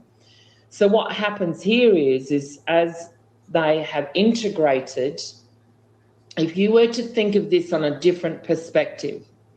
So Tom, the perspective I'm going to give here is that in every other country that has just recently released notes, okay, and we're going to be expecting new notes in Australia, in the US, we've got the Treasury notes. If you were to look at it in the perspective, if you have a complete crash, you might as well go and burn the money in the streets because you've got nothing to correspond with it. If you were to have a complete crash, it means that the money's worth nothing. You can't cash it in, the banks are closed. It would cause complete chaos. That's not going to happen. And as Tom has just pointed out, it will be a smooth transition. Okay, again, we all wanted the crash because everyone else fed us that. Stop getting fed by other people and use your logic. The logic tells me that we will never have a crash. The crash was 2008. They learnt from that. The platforms that we have in place, once they are completely integrated, yes, you will take your old fiat and they will replace it with exactly the same notes. In other countries, we are already seeing notes such as they are replacing a $200,000 Vietnamese dong with a $200 note. Oh, wait, what's that called? It's called deleting the zeros. It is part of what I said about a month ago when I said that is the start of your revaluation. It's the start of it. The revaluation has already begun, ladies and gentlemen. I hope people start to understand that. In countries, in Western countries where we already have the small denominations, that being the 1, the 2, the 5, the 10, the 20, the 50, the 100, and so forth, then that is an indicator that you will go one-to-one parallel. When we talk about exchange rates, and this is where it gets very interesting, why I have said in a group the other day, what if the exchange rate for the Vietnamese dong was to be 69 cents in the dollar? Oh, that upset a few people. But the value of your dollar is actually higher, so it will compensate. I use that as an example. I'm not saying that is the rate. Listen to me carefully. I'm not saying any rates. What I'm saying, in a conversion to one, if your dollar has more purchasing power, then the exchange rate on the opposite side would be slightly different. I was just using that as an example. Now, here's the point. How do we get to 1955 prices, as Tom alluded to? Well, very simple. If you were to take inflation, we actually did this exercise in Australia with a very amazing gentleman who followed the newspapers for many, many years. His name is Max, and I hope to do a short TikTok video with Max for him to explain it because he does such a wonderful job. Max and I sat down one day and we discussed here in Australia about the amount of times we had inflation, okay? So if inflation went up X amount of times, in a revaluation, if you were to recalculate the dollar as to the types of inflation and you drop away all your income taxes and this tax and that tax, your dollar is actually worth where it was in 1955 in America, and I think it calculates out to be equivalent to 1972 in Australia, okay? So when we talk about the 1955 prices, we're talking about those prices that were in the United States, okay? So you do the calculations based on your inflation rate, you take away all your taxes, that brings the value of the dollar back in line with what inflation was in 1955 in America, equivalent to where you are in each country, and that gives you that 1955 prices. We're already seeing in the New Zealand sector, as I said, I may not have mentioned it on this particular channel, but I have mentioned it on other channels. We are seeing devaluations of properties in New Zealand. In fact, the average revaluation of land and housing in New Zealand dropped by $40,000. That is huge in a country the size of New Zealand. So we're already starting to get that devaluation or the hyperinflation that we've been getting, or the inflation that we've had for so many years, is slowly coming down. And this will also counter that crash. So to answer the question in the middle that Tom was talking about, these are the things that they are doing in a slow transaction. If you went to go boom straight away, yes, it will cause major problems. A problemo, ladies and gentlemen. Okay, so we're doing these things, as I said a couple of weeks ago, as I explained, we're doing things in the taxation system to make it become slowly, so that we don't have major disruptions to the universe and to the people, because we the people have suffered enough. So Tom, I hope that answered all of those roundabout questions, but I did them in a mixture order so as for my brain to function. So I hope that answers all those questions, Tom. If not, let me know. It did. The only thing I would just follow up on is you mentioned about the EBS and the virus exposure and the WHO. Do you believe that would be the catalyst for the? Okay, thank you. I certainly do. Because you've got to remember, Tom, because Tom and I have discussed, although we haven't had a big discussion just yet, but Tom and I have discussed about the amount of money that has been fed through the pharmaceuticals. And Tom and I would both agree when people realise where their funds went to, and that was the major contributors, of course, are the pharmaceutical companies. So I do believe that is going to be the catalyst, Tom. You and I are going to have celebration drinks when that happens, Sunshine, let me tell you. So, Linny, how are you?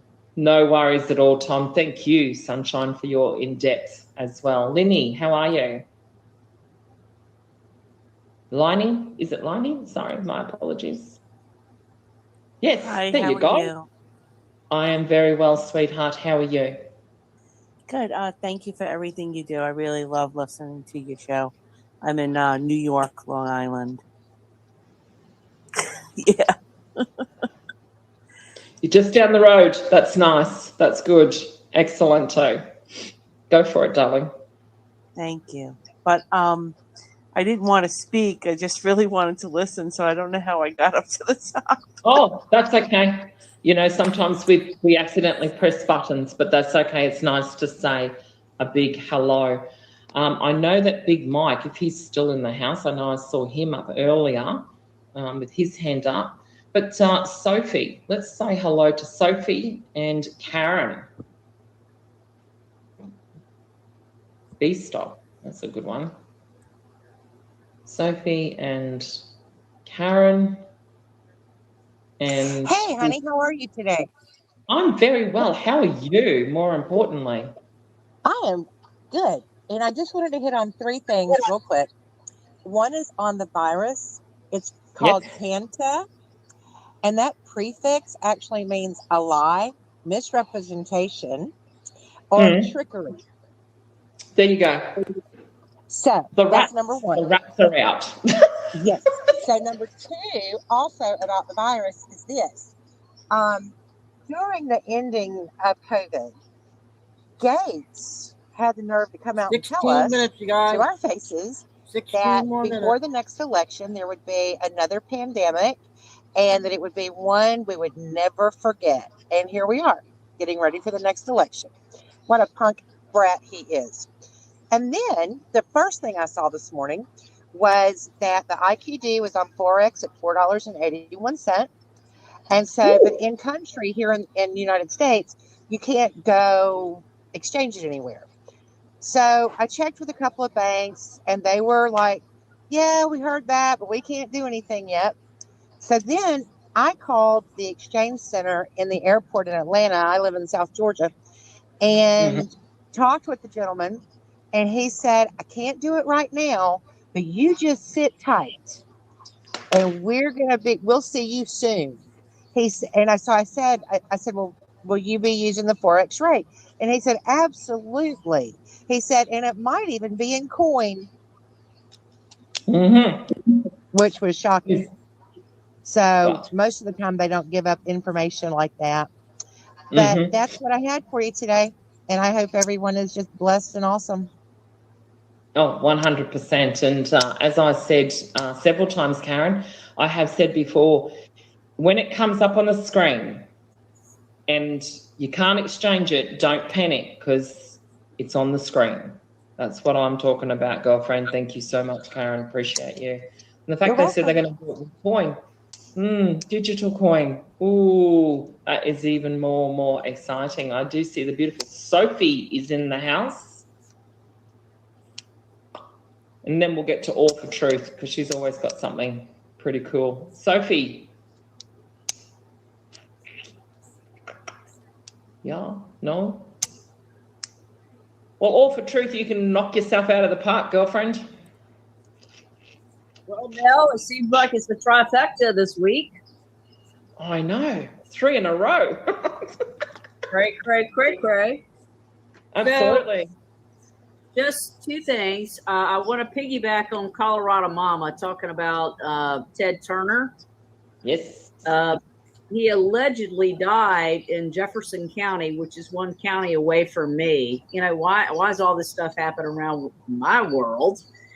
But there's also, have you seen the information that he literally died July 31st, 2015? So do they have to tell us twice? Apparently so. I can send it to you, what I saw. That'll be great. Yeah, that'll just for my, shits and giggles for the afternoon. That'll be great. Yeah. And the other thing I want to talk about, the ship where the virus is. Yeah. The ship that has a virus. Yeah, the ship. That was actually patented in 2097, and it was on the Simpsons show in 2012. There you go. Oh, you certainly couldn't make up those dates, could you? Wowzing. No, and the other thing, if you look closely at the ship, there's no swimming pool on top. So is it really a cruise ship, or what do they actually have in the ship? I think it's another one of what they call central castings. Yeah. Because it's exactly that. So interesting. So anyway, it all started on a ship here in Australia, in Sydney, Australia. Well, and it's COVID was bats, and now they're saying rats, but they allegedly said that a couple in Argentina went bird watching, and that's how they caught it. But they're saying that you cannot catch, very minute possibility that you could catch this virus human to human. So that's exactly. There is no virus. Anyway, that's fine. That's perfectly cool, fine and dandy. But thank you so much, all for true. So that's my tidbit. Anyway, happy twins from across the pond. So thank you. My pleasure. Sophie, are you ready, darling? You ready to unmute yourself? No. Yes. No. She waved before. Sophie, you have to unmute, darling.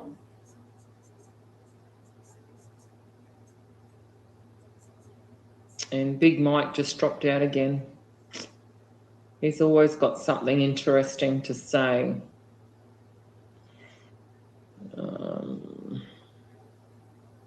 Edward, we haven't spoken to you before, I don't believe. So let's go to Edward, the living man. Let's go for someone different today. There's Big Mike. I'm going to unmute you, Mr. Mike. Just stay right there.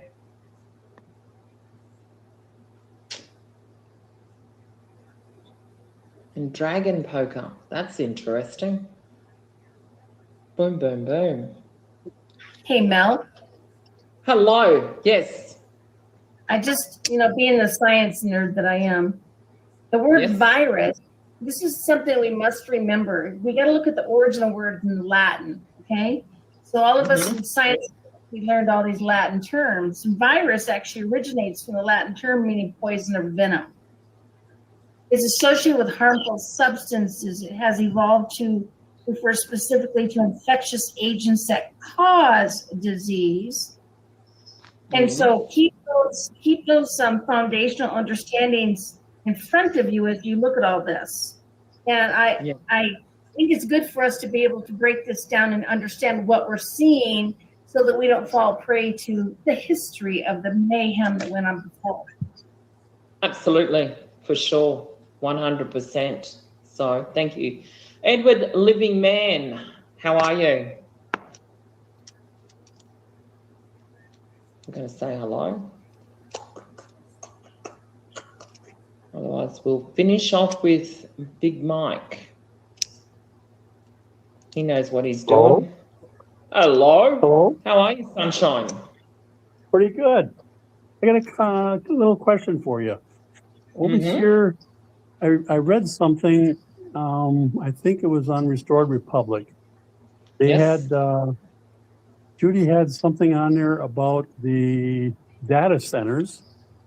And the one that is over by Fox Lake, which is towards the middle of the state, the water was turning milky white after they fired it up. And it's heavily strontium and barium, I guess. She had the water tested. Wow. What do you think is going on there? I have no idea. Well, I'll have to look into that one. It sounds like a nefarious little activity going on there. So, Well, yeah, no, that doesn't sound... especially being that they're going everywhere. Yeah, it is. As I said, we're never in the know completely, and we will definitely keep an eye on that. There's something definitely brewing in that part of the water. Yes, interesting. Well, thank you for that. That was the first one. What's the second one? You've always got more than one. So, All right, when you coming back to Wisconsin? Oh, very soon. Why is that? We got the Why is water that? board ready for you. Oh, yes. Everyone wants to waterboard. Isn't it interesting that we saw that on the Beekeeper as well? So it's like, what do I know? What do I know? Well, Big Mike, we will wait and see, and I will definitely inform you. I will be prepared for that. And I know that you have a basement, so I'm very concerned now. But anyway, that's very, very cool. So, but thank you, Big Mike. Always an absolute honour to chat with you every now and again. So, but we'll definitely catch up very, very soon. All Cheers right, for be that. good. Catch you later. Love you. Bye for now. Bye-bye. Love you too. Edward, we're going to say hello to Edward. There he Hello. is. Hello, Melissa. Hello, how are you? I'm very well, thank you, Mr. Edward Living Man. Wonderful. Thank you very much. I know, I have a feeling you at the moment broadcasting that live in my town. Okay? Yes. You know what I mean. Yes. You know what I mean. Please contact I with do. Libby. Please contact with Libby. I know you are here. No worries. I love to kiss your hand for your wisdom. I would like to see you. No, that's serious. That's fine, Mr. Edward. Last time when we were talking with Yes. Lady G from country. Yes. If you may have a contact with her. It's group I of us will. people who is listening to you at the moment. I can see the list. No worries at Please, all. we're happy I to talk certainly to will. you and share the love each other because we are one. Absolutely. We We will are one. definitely catch up. That is for certain. So, Whenever you, yes, we want to steal a few hours from you, from your no life. worries at all. It won't be for another week or so. As I said, I am fully booked, and we're going to have to go in about 3 minutes. But Dragon Poker, it just dropped out. Dragon Poker, don't disappear on me. Come back up again. Dragon Poker. Thank you. But Keep your Edward, word. will catch up very soon, I promise you. It is all lined up how it's meant to be lined up. And yeah, we will definitely catch up. But Dragon Poker, we will definitely catch up with you next time. But ladies and gentlemen. Thank you from the bottom of my heart. Thank no you. worries, Edward. My pleasure. Well, ladies and gentlemen. All right, that's the one from yesterday. We'll get to 35-minute Nell and Holly, but I got a 4-minute one that just came out on a ceasefire deal.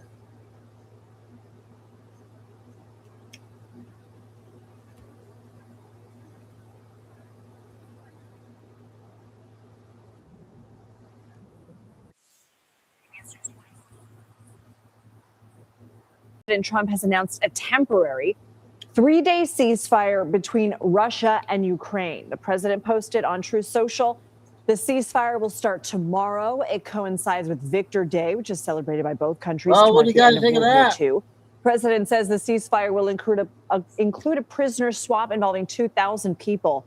Each country declared their own ceasefires earlier this week, but both countries have since accused the other of breaking it. CBS News White House reporter Olivia Rinaldi joins us now. So we knew an inkling this was going to happen when the president said earlier in the week he had spoken with President Putin on the phone. But what more can you tell us about this ceasefire? Yeah, Lindsay, the president now announcing the ceasefire on Truth Social, saying it will start May 9th, 10th, and 11th. But I do want to point out what you just said in your intro was which was that both sides had actually agreed to the ceasefire earlier in the week. Russia proposed it, Ukraine agreed. It was supposed to go into effect last night, basically in their time on Thursday night.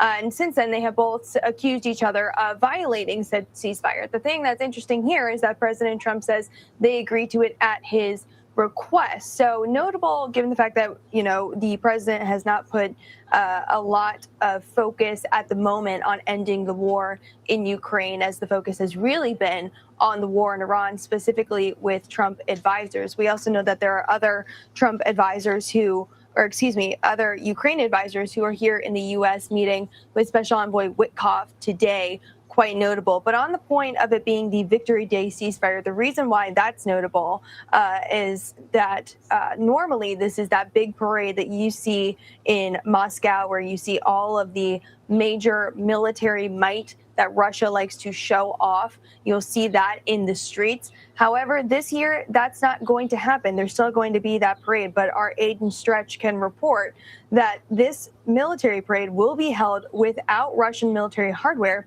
due to the threat of Ukraine's long-range drones. This is really becoming a story about the strength of drone warfare, how it has increased across the world as we've been seeing it play out in Iran, but now inside of Russia. They're no longer willing to have this massive military parade where they show off some of their military might and missiles. So quite notable there.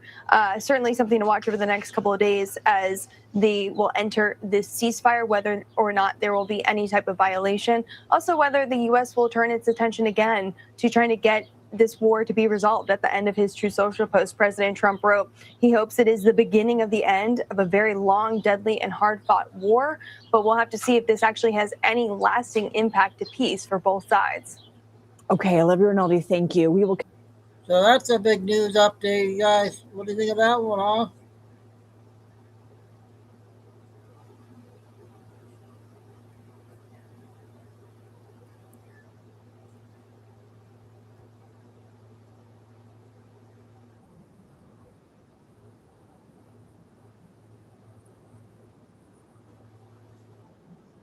You guys are just like State Farm, right? Hi, everybody. I am Holly Selly, and I have Mayhem Mel with me. Welcome, Mel. 5 minutes. Hi, how is everyone? What a chaotic Billy couple of weeks we had, Holly, since we last met. Well, it's been, I think, a month since we last spoke, believe it or not. And we've had a lot of interesting things happen where you and I were just talking before we hit record. We had King Charles in last week, which, as you and I were saying, this was a key piece that had to be done for the GCR, RV, Nasara, Gesara. All that had to be done. So when people get frustrated listening to intel providers that keep saying it's happening today and it doesn't happen, there are certain, my voice is going to go again, there are certain things that have to be done that they're never going to tell us ahead of time what has to be done. And it's basically a psyop for the good and the bad, because this is how they're going to win the game. So I'll turn it over to you because I'm going to lose my voice again.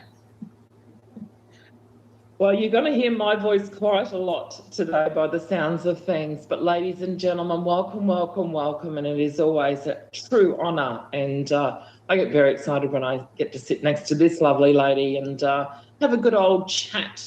But yeah, let's talk about King Charles. Well, ladies and gentlemen, what an interesting time it was, wasn't it? You know, we had the royals come over. Of course, we had all the drama of Camilla coming over on a commercial flight. One of many probably clones that they had to bring over, but who cares? But the thing was, of course, we saw the flag upside down and people saying it can't tell if it's upside down. So we sort of digested all of that. And of course, that was the surrendering of course, that, or the finalisation, of course, of that key point, as you say, Holly, of the links and ties. And of course, if you were going to go back in history is going to repeat itself. Of course, that was a British tie also with the United States. The fact that this whole plan was playing so well, of course, we know that we are already under that, of course, being Australia, Canada, New Zealand, Greenland, and all of those countries, of course, are under that US Republic. So this was like one of the biggest weeks. I mean, we digest these things as they actually happen, but understand the dynamics, as Holly and I were just sharing with each other, that this road, we don't know the exact road map. We utilise tools along the way. And, of course, we don't know the timing. And, of course, when these things do happen, we kind of go, oh, well, that was something that we weren't quite aware of. And I'm sure during this time, and these executive orders are going to start rolling out as they have been in the last couple of weeks. Have you noticed that too, Holly? Just nod, Holly, you don't need to talk. But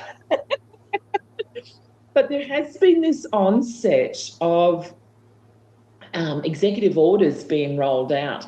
So I'm sure that with the new White House app that we have, so I hope everyone's sort of been keeping an eye on that, because that's almost like your second or third confirmation, I guess you can say, of how things are actually progressing. So if we were to go to the White House app, the new one, and have a look in there and have a look at these executive orders, you know what, Holly, it's almost looking like a repeat of his first inauguration in 2017, because what's going on here? He went to visit the king, but he's also now going to visit Xi Jinping in China. China. Isn't it very interesting that the 13th and 14th, I think is Chinese time, which is probably the 14th and 15th of May, where he's going to possibly even, now that we've dissolved the royals and we know that the yuan is very, very strong with the amount of gold that is going to happen, it starts to set this story up, doesn't it, that he went to Tiananmen Square, the red carpet event. And so we will definitely be keeping an eye on that particular program leading up to that. We still have a couple of things we've got to keep an eye on in the fundamentals side of things, because Coinbase and, of course, XRP, just very interesting. I think a month ago, from memory, I'm just starting to jog my memory, we were talking about how Coinbase was supposedly purchasing and things like that. So isn't it interesting how after a whole month, next minute XRP got these high derivatives happening and they're doing exceptionally well over on that platform. So it starts to sort of tie in, because as of the 1st of May, there was some very interesting things that happened. I'm just going to have to go back through some of my notes, because we will get to the 7th of May, because there's some very biblical things I'd like to share. But the Coinbase derivatives and XRP, this basically put XRP on the big limelight, because a lot of people have aligned, normally they align crypto with Bitcoin and Ethereum and this, that, and all the rest of it. Well, this really put XRP up into the world stage, so to speak. And of course, they just recently had their crypto conference over in Las Vegas, I believe, too, which was, yes, a bit of an interesting couple of days over there with Brad Garlinghouse and a few others. But this institutionalised, or as I said, cements the fundamentals of XRP and how it's going to be regulated. This was actually done by the CFTC's oversight. So again, President Trump is using or utilising all of these very important structures when it comes to the foreign currency exchanges and that link to the GCR, using those tools for us to gain more knowledge we don't know everything that's going on, as we said at the beginning of the show, but how it all starts to come together. So that's why we don't know the timing. Very interesting, isn't it? But it does feel like this full circle is about to occur. So it kind of like leads us up into, of course, we've got Protocol 26 on the 6th that's just happened. It's called Yardstick. And interestingly enough, it sort of touches on Judgment Day in the sense. So was this actually the Judgment Day, 2 days ahead of schedule, regarding the King and the signing over of our Constitution back to where it should be? Because Protocol 26 is called Yardstick, and I think of a yardstick as an actual physical stick, but metaphorically it is the standard or the benchmark used for comparisons, evaluations, or is that more of a revaluation, and judgment. So did he just call judgment on the King as well as evaluate or reevaluate all of our currencies? Wow, it's very cool.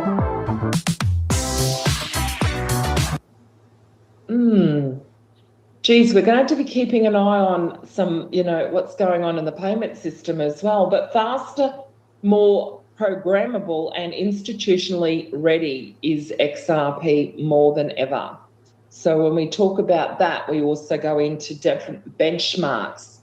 Well, when they say benchmarks, remember this is like the royal seal being unsealed. That's a benchmark, ladies and gentlemen. So think of it as a brand new seal, a new constitution. So that's how big the whole King Charles thing was. So I'm glad I went back over my notes because I didn't have any notes prior to that. But that's, this is how things are unfolding. We do not know the timing, ladies and gentlemen. So keep focused on these fundamentals. But Holly and I did mention, of course, May the 17th. This is our prayer day. So when we talk about this whole program being biblical, it really, truly is going to be biblical. Well, May the 17th, here's a little bit of biblical history. It is historically tracking the Great Flood in Genesis 7:11. And we've known 7:11 to be quite a marker from the illustrious, whoever he is, Elon Musk. But the 7:11, Genesis 7:11 talks about the Great Flood. And if you were to do the time frames of all of that, in Hebrew is May the 17th.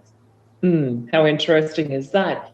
Is this going to be the flood of all of our blessings, or the beginning of that flood being flowed down to us, we the people? You've got to really put this into perspective, because on the Christian ascension, which is often observed by the Orthodox and Roman Catholic traditions, it's called the Feast of Ascension, and this is when Jesus was believed to have ascended into the heavens. So for those people in that biblical sense, and then Samaria ministry, it talks of how Jesus passed through Samaria on the 1st, the 2nd, the 3rd, the 4th, the 5th, and the 6th of May. Very interesting timing, isn't it? So although we can't focus too much on dates, because of course Hebrew calendar is different to that of the Gregorian calendar that we're actually in now, but to focus on the fact that this is biblical, and when this does happen, it will be, I believe, Holly, a massive flood to us, we the people. So very, very excited about that. Yeah. But what other...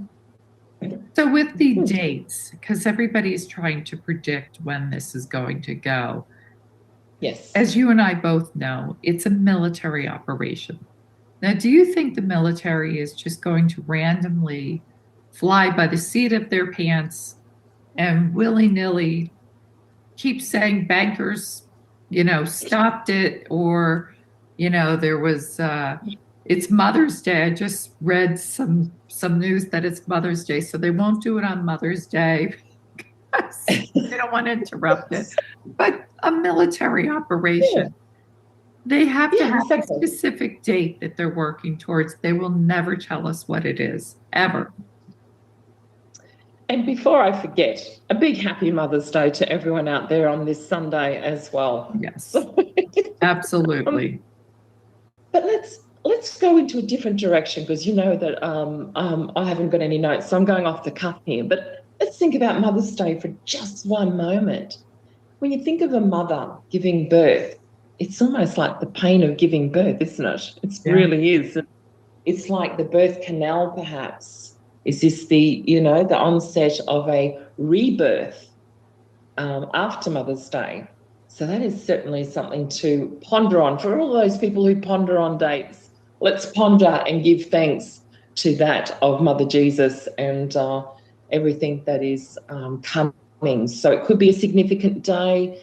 Again, I think we've really got to go back, and I think I said it on my humanitarian group channel.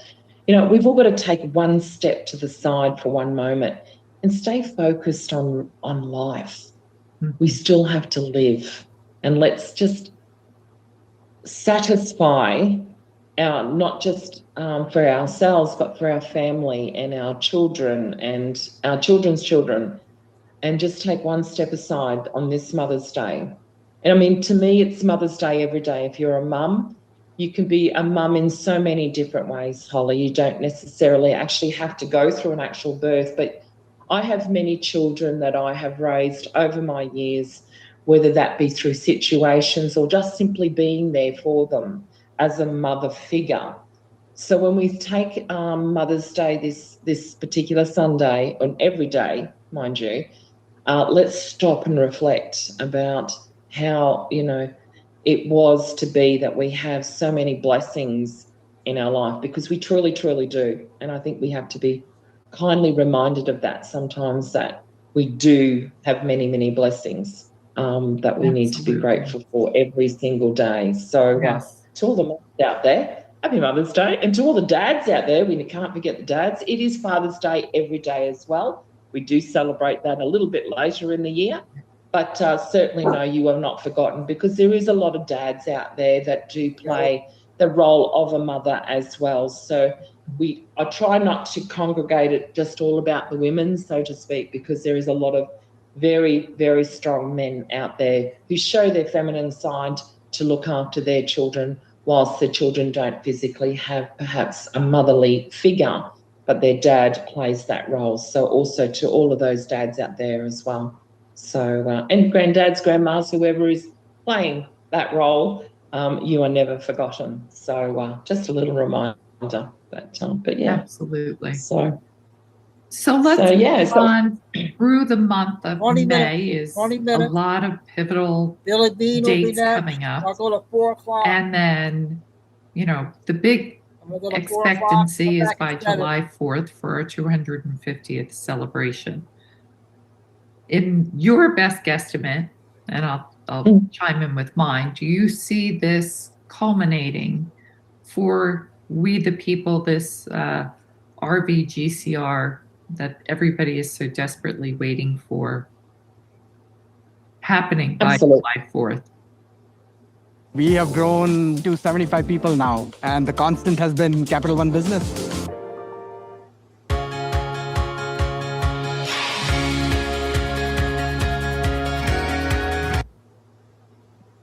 100%. I really, truly do believe. I was reflecting on this in a meditation just yesterday, or last night actually. I was talking to my creator, and I really do believe that, we say it every year that, we think we have high expectations. But there's something very special and unique about this year. As I said when we started the show, we talked about this just feels like a repeat of Donald Trump bringing down the cabal, and now it's kind of like, now we've come back, we've done our business, so to speak, we're signing all of this off, and it really feels like a sign-off. And there's about a curtain raiser. We've seen a lot of articles talking about curtain raisers. And it's like curtain raiser for me is that we're starting to see so much disclosure. I hope everyone else is seeing the same thing, is the amount of disclosure that we're seeing. And I'm talking about Tartaria, about world fairs. And there has been whispers. There was whispers some years ago that, and we thought it was last 4th of July, but this year there's a real big push to say, well, is this our world fair? This going to thing? They are But having what really, that. They are starting that in Ohio. There you go. Oh, that's the 250-year anniversary trip. That's right. L17 was telling me about that. That's right. The girls from Florida, they're onto it. They're traveling the little battlefield over there as well. But you know what concreted it for me yesterday? A friend of mine was sharing an article regarding, get this, flying cars going to be released in the next 10 months. Yes. I was There's like, a whole bunch crazy. of them out there. It's fascinating. Yes. I want one. Oh, yes. I've been talking about this for donkeys, and I haven't said it. I just want to find myself a Mr. Jetson, and I'm laughing. But it feels more real today than what it ever has. Like when we talked about it 12 months ago, we were talking about it, and now it's actually happening. Right. So that's the difference between, I don't like to talk about dates, but you're certainly starting to get this feel, even though we've been in it for a long time and everything else, it really is coming true. Like flying cars, my gosh. And this is in mainstream. Right. And I also said to people to remind people that there is still a lot of humanitarian people out there who may not be still aware of the GCR or silver and gold or anything that we follow, but you don't discard them, because these people are still true humanitarians, still doing the work that we would like to do because we're waiting on our GCR. But to be reminded that these people who are scientists and engineers, their focus is on getting our flying cars out there.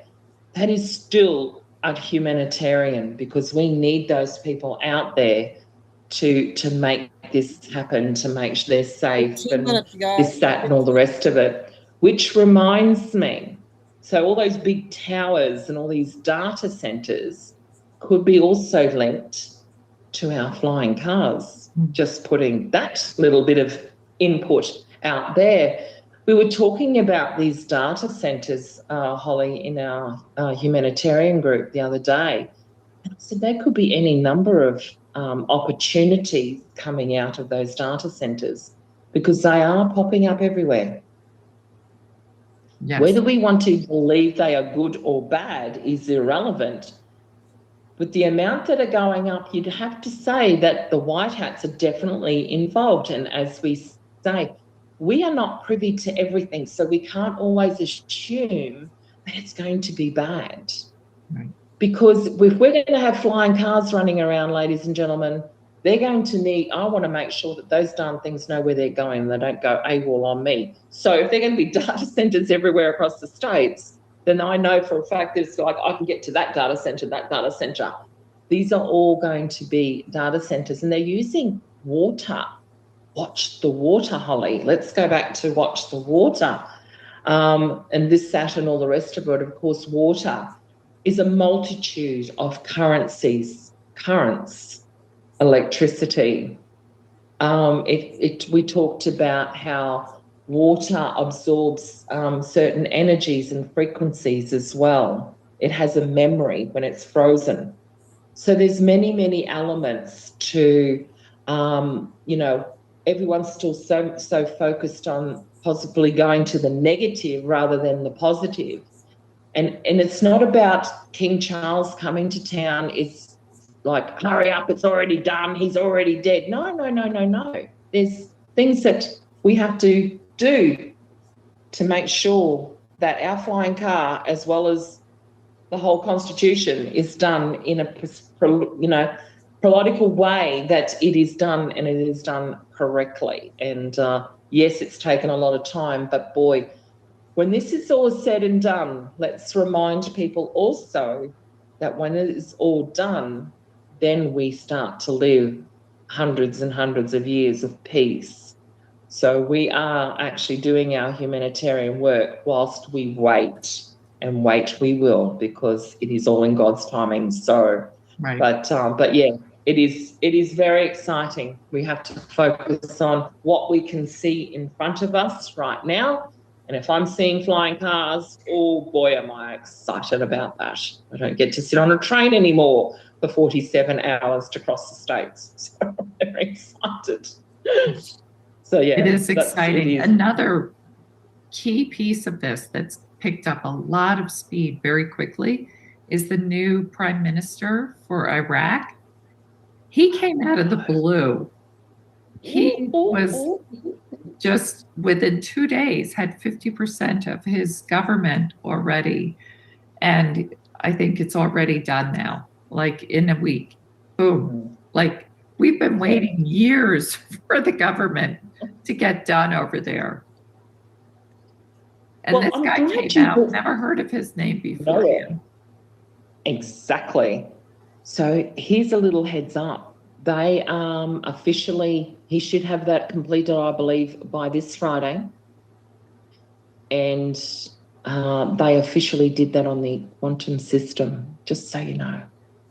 Just a little inside information. So that one I can share with you. Big wink. But yes, that's why he appeared from nowhere. Yeah. It was very different, because we used to having seen watching this for so long, seeing things play out in a certain way, and this one was like, ooh, what's doing there? So it was very, very exciting. But my understanding is that was all done on the quantum system. So did they just complete their Nasara format, or what? We will wait and see, because they certainly have been showing glimpses of certain things happening with roads and rail and connecting their country with the rest of the world. I think that also had to come into play with utilising as I said, the technology for the quantum system. And when this all happened, my understanding is that that should be announced. Well, it's Friday, Friday soon, I believe, in Iraq. And I believe that there will possibly be some formal announcement in Iraq on their Friday. So keeping a very close eye on this. Yes. But my understanding, that was the quantum system, the quantum voting system, which we are all waiting on. Because to take it back, just to remind people, because we have so many new people coming who are waking and are not aware of certain things. But do know, ladies and gentlemen, that during the COVID, one of the first things that I noticed was that country of Iraq closed all of its borders, and it has many, many borders and border points, and they were all closed during COVID, not because of COVID, but to update their systems to start the quantum system integration back in the 2020s. So has it been a while? Yes, it has been. But please understand that, a lot of these things don't just happen like that. They use these global events or world events, so to speak, to integrate. And a lot of this integration has been in warp speed. There's another one for you, warp speed. This has been warp speed since 2008 crash. And, of course, the integration of XRP in 2012. And then we started to really see that being implemented in the banks and the central banks and the treasuries across the world. So, ladies and gentlemen, when we talk about timing, we are in the best time ever. This is our time, we the people. So sit back, relax, and enjoy the movie, as they say, or enjoy the ride. We are on a bit of a roller coaster. But boy, when we reach that peak, which I believe we pretty much reached the peak now, or just about going over the peak. Timing is everything, and everything is time. So just sit back, relax. It is definitely coming, and I do believe that's my short answer for, is it going to happen before the 4th of July? Yes, I believe so. So that's my prediction. But although I did do a massive prediction on XRP the other day. So, but anyway, we'll see. Just for fun, just not financial advice, but, you know, XRP, $3.47 by the end of May. But anyway, just for fun, we'll do something like something for fun every now and again. So, but yeah, The other thing I want to just caution everybody, because I keep getting this, and I'm sure you are, every day there are more and more scammers coming out that are saying you have to sign up for your QFS account today or you are going to miss out on this event. And everybody's asking me, is this for real? And some are even saying it's coming out from Donald J. Trump that we have to sign up for these. These are scammers. Please, everybody, do not sign up for them. And you do not pay for the QFS account. You do not pay for med beds. So please don't pay for any of these things. Oh, it makes my hair on fire. It certainly does. And as I said, anyone who is messaging you, pretending to be me or Holly or anyone else in this movement as well, we don't do that at all. And we certainly do not charge you for services that we provide and things like that as well. So yes, so your QFS account is already done. It is already mirrored. I have had many confirmations of that, and this is directly from those who are behind in the system. So there is no setting up of your QFS account. If anyone is asking for your social security numbers or your tax file numbers, you stop. You must stop right there and do not, because that is how they hack into your emails, how they hack into your bank account details. And this is what we are very, very wary. And they have, I think this is the thickest and fastest they've been. They are starting to get very, very thick in the market, so to speak, because they are also putting out Charles Schwab private investing is another new one that's just popped up on the radar as well. You know, come and join our wealth management team. Right. You know, they pry on all of these things. So, ladies and gentlemen, please do not jump the gun. And I have said this many times, you're not going to miss out on this event at all. But you don't jump the gun and be the first person, oh, wealth management, oh, I need that. Do not jump the gun. There is nothing for you to do until the money is in the bank. Correct. Okay, so let's wait until the money is in the bank first, and then we take one step at a time. If we try and jump steps because we're so eager to have this done, we may slip and we may fall, and we don't want to see that happen. So please, please, please, ladies and gentlemen, when it comes to scammers, just take one sideward step and wait and see what the instructions are going to be before you slip and fall down the stairs. And but thank you very much for that big reminder, Holly. Yes. Most important.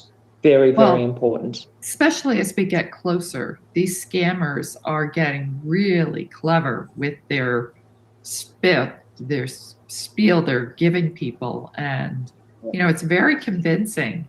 And they're very good with their computer tech savvy to make it look very, very convincing. So please do not fall for them, because they know we're close. So they're trying to reel as many people in as they can. Join Planet Fitness for $1 down, $15 a month, and get free massage amenities all month long. Deal ends May 15th. Why me? Why am I right for the job? I've had this fighting me since the very start. Yeah. So actually, talking about that, we're talking about The Beekeeper. It's a very good movie. I think it was brought out in 2023, 24, something to that effect, called The Beekeeper. And it talks about that about how they pry on the weak and vulnerable, so to speak, at times of moments. The movie, The Beekeeper, actually goes into that. Holly, if you have never seen it, it is a fantastic movie. It is where we're basically at right now. So there was multitudes of meanings behind the movie, The Beekeeper. Highly recommend it. It talks about exactly that, about scammers and how deep and how defined they are at getting people's information and prying and special times of needs, and how we have that one little vulnerable moment and how they just pry on that and sting you, and they took millions and millions of dollars. Right. So the movie, The Beekeeper, Jason Statham, I think, is the star of that show. He's not too bad to look at either. For those girls who love watching movies, yeah, he is worth watching. So that's a very good movie. So, yeah. But, all right. Any but, final yeah. words for the people before we sign off? Wow. I know, but yeah, just stay in tune. I know New Zealand, they're copying some massive rays at the moment from a very rare comet that has just come over the top of the skies of New Zealand for the next 2 weeks. So they are feeling the energy shifts as well as everyone else. So what I do say to people is that if you are having, you're feeling extra tired, then, like I said, take a sideward step just for a moment. Meditate, do what you need to do, keep your mind set. It's all about your mindset, ladies and gentlemen, and stay calm, and you're not going to miss out on this. We have been here for a long time. I'm certainly not going away. I do have other things to do once this is all said and done. Some people will go. They've been in a lot longer than I have. But you're not going to miss out on this. Just stay calm. Don't jump the gun, so to speak. We are almost at the finish line, ladies and gentlemen. It is looking absolutely exceptional. And we'll have to catch up in a couple of weeks' time, because I think there's going to be a few little twists and turns as we go. But looking forward to seeing what transpires for the rest of this week, going into next week, and, of course, the day of prayer, that being on the 17th of May, is something certainly that we need to reflect on. So, but yeah. Well, thank you right, once then. again, Mel, for coming on. I appreciate it. Okay. Okay, you guys, 2 big videos there for this week. Yep. Oh, glad we got in, spots. I think a lot of people are lurking on the first show. Hopefully everybody will be in on the second show. We got Billy Bean, 15 minutes, and I'm going to do a lot of short ones after that till 4 o'clock. And I'll be back at 7. This is the first Billy Bean.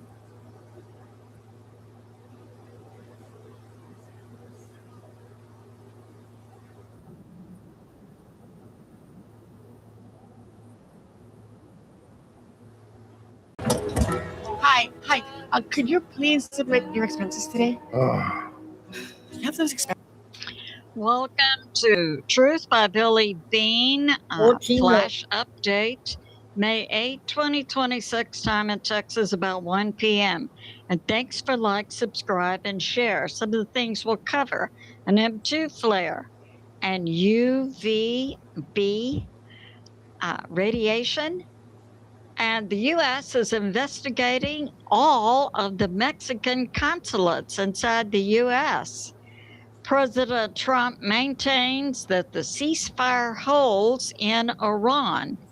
And yet, yesterday and today, we see the U.S. military in Iran in firefights. And could the U.S. be out of NATO soon? So let's get started. So we have from Space Weather, NOAA, that from an unnumbered sunspot, we had an M-class 2 flare today, and This same unnumbered sunspot over the past 3 days has launched 5 CMEs. NOAA doesn't give us details about are they going to hit the Earth or miss the Earth or whatever. I submit recently that this spaceweather.com site, sponsored by NOAA, has become less and less forthcoming. We have this from Space Weather YouTube sites that today, May 8, so we had the M2 flare late yesterday, May 7, today, May 8, quiet.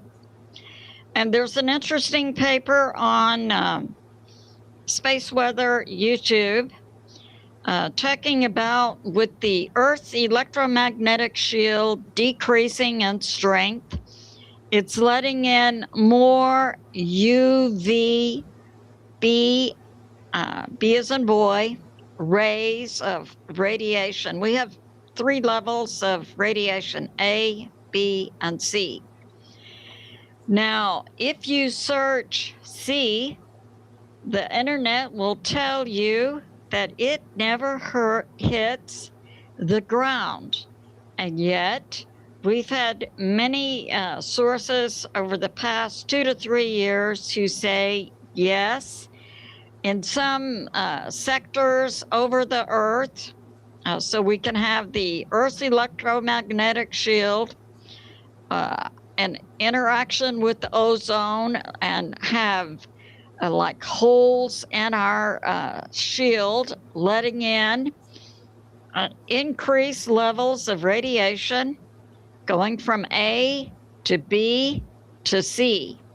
So we can say to some of our space weather sources, shut up. Because in addition to B, C is also hitting. But there's a good paper on Space Weather YouTube about the B level radiation coming in. We have this from Benny Johnson that, yes, we had an FBI raid on Virginia State Senator Louise Lucas and her cannabis business. And we've also had a Democrat Mayor Lyles in Charlotte, North Carolina, resigning. So as a spotlight is turned on the commie Dems at all levels, federal and state, we see many trying to get out of the way. We have this from Stephen Gardner, get out of the way of investigations. We have that Supreme Court Judge Jackson, who we can describe as being woke, criticizes conservative Supreme Court judges Thomas, Gorsuch, Alito, because they want voter ID. So we got this to say to Supreme Court Justice Jackson, shut up. And people should be able to produce an ID to vote and also prove that they're an American citizen in order to register to vote. We have this from Breitbart. We have that the U.S. State Department is now investigating all 53 Mexican cartels. And I've put this out several months ago also, so apparently the State Department is stepping up their investigation. The Mexican consulates with money from Mexico is funding, organizing, aiding and abetting anti-American rallies and so on. So yeah, Marco Rubio, look into it. And we have this from Tusi TV. We had a big election in the UK and a major change in UK government. For the first time in 100 years, the Labour Department, Keir Starmer's party, is out of power. The group that's in is the Reform Party, headed up by Nigel Farage, who is a friend and is backed by President Trump. Some years ago, Nigel Farage in the UK led the effort for UK to Brexit, vote itself out of the European Union.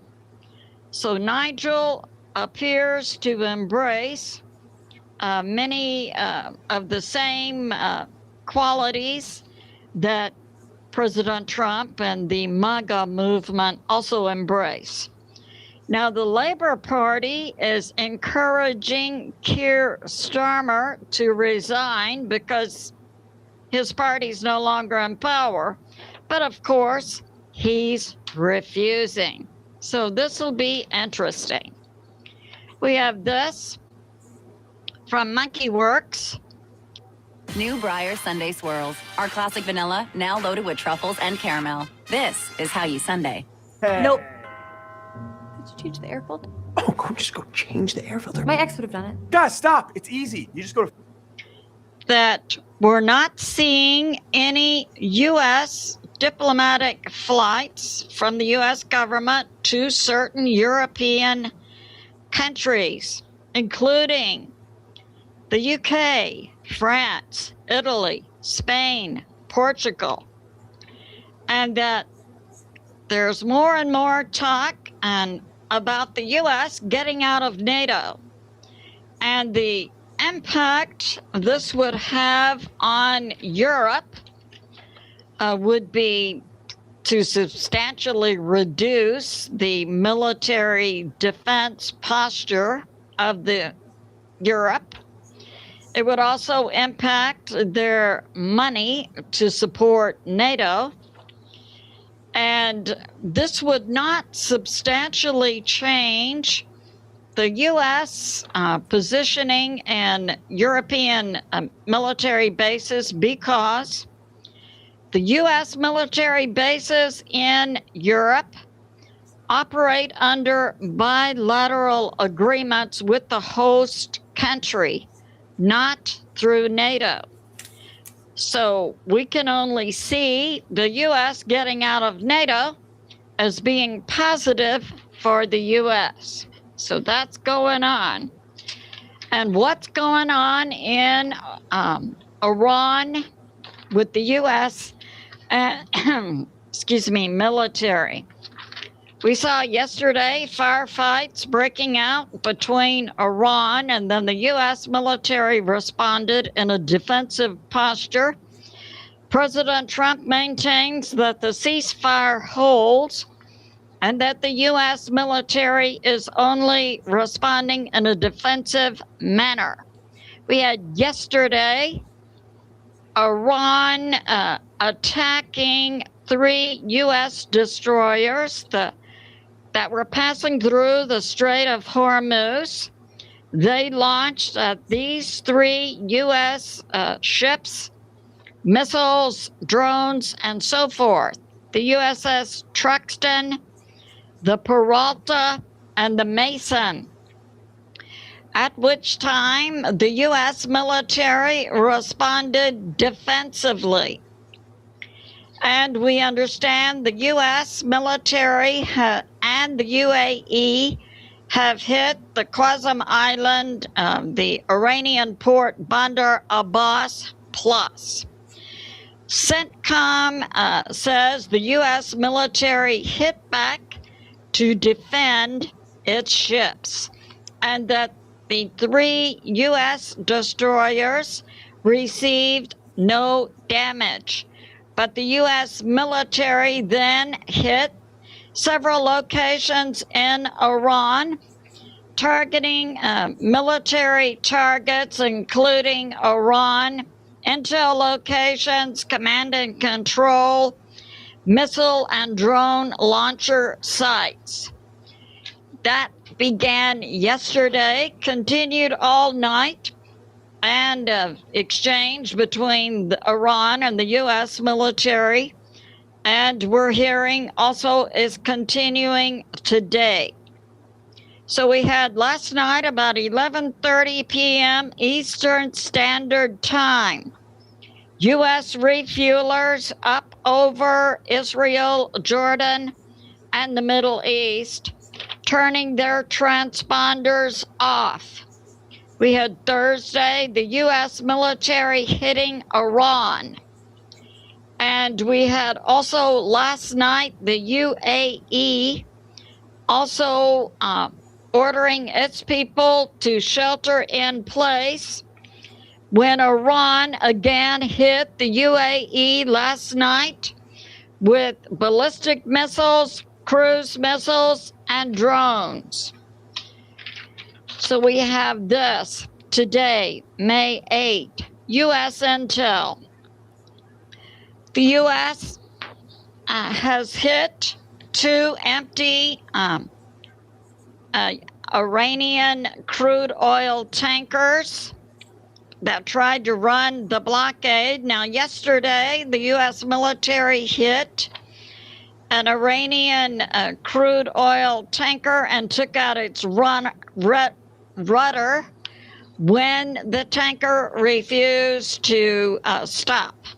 So that happened yesterday, and then overnight or early this morning, the U.S. military has hit 2 additional empty Iranian tankers who are trying to run the blockade.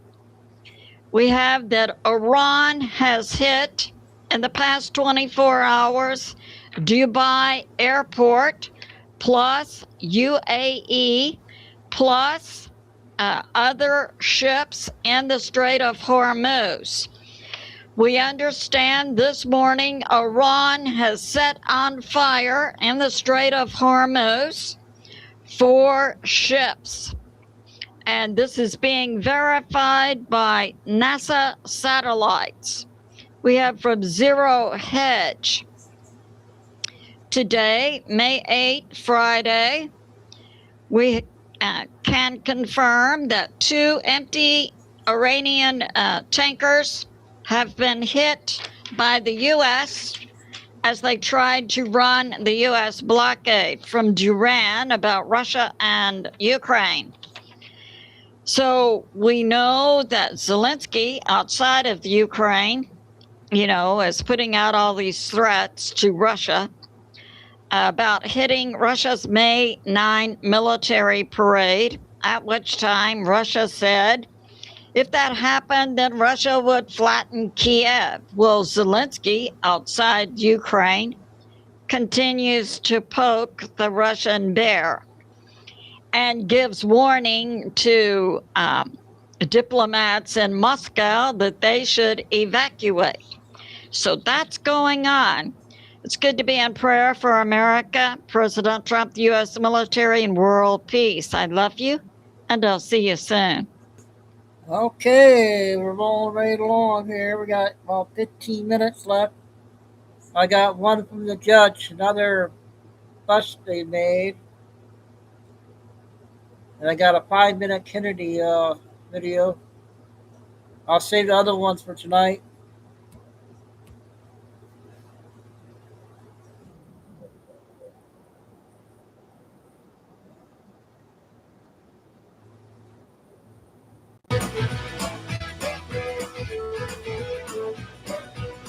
Five-count indictment. We have charged 11 defendants, some of the most prolific and dangerous drugs in D.C., like fentanyl, cocaine, crack, PCP, who was the drug trafficking queen who was exporting the GBL from South Korea. Now we have seized 5,000 pounds of GBL. Each liter of GBL produces up to 1,000 dosages. You can see from these posters on the left the transportation of the drug. Good afternoon, everyone. As you know, I'm Janine Pirro, the United States Attorney, and today I'm here to announce an indictment that reflects our commitment to holding accountable those who flood our streets with the poison that has devastated families and neighborhoods. We continue to follow President Trump's executive order to keep D.C. safe. And we also today are bringing a whole of government partnership dedicated to the elimination of criminal cartels, foreign gangs, transnational criminal organizations, and trafficking rings that are operating in the United States and abroad pursuant to the Homeland Security Task Force initiative created by President Trump. The what? In a 5-count indictment, we have charged 11 defendants in a transnational drug operation, charging conspiracy to distribute methamphetamine, the conspiracy to distribute substances containing methamphetamine, and substances containing gamma-butyryl lactone, or GBL, which is commonly abused as a precursor for the sedative GHB. The latter is one of the most pervasive date rape drugs currently available. The indictment also charges 3 of these 11 defendants with money laundering and 1 defendant with 3 counts to commit this distribution of meth here in D.C.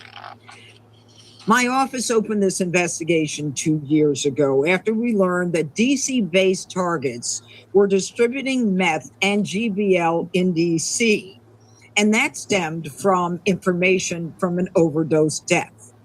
This indictment follows a long-term, expansive, far-reaching investigation by the DEA and the IRS. Now, historically, my office has worked to target some of the most prolific and dangerous drugs in D.C., like fentanyl, cocaine, crack, PCP. However, meth and GBL appear to be emerging threats in the District of Columbia that we hope to eradicate with proactive investigations and indictments like the one today. Meth and GBL are often mixed together as a party drug, and that makes them even more lethal.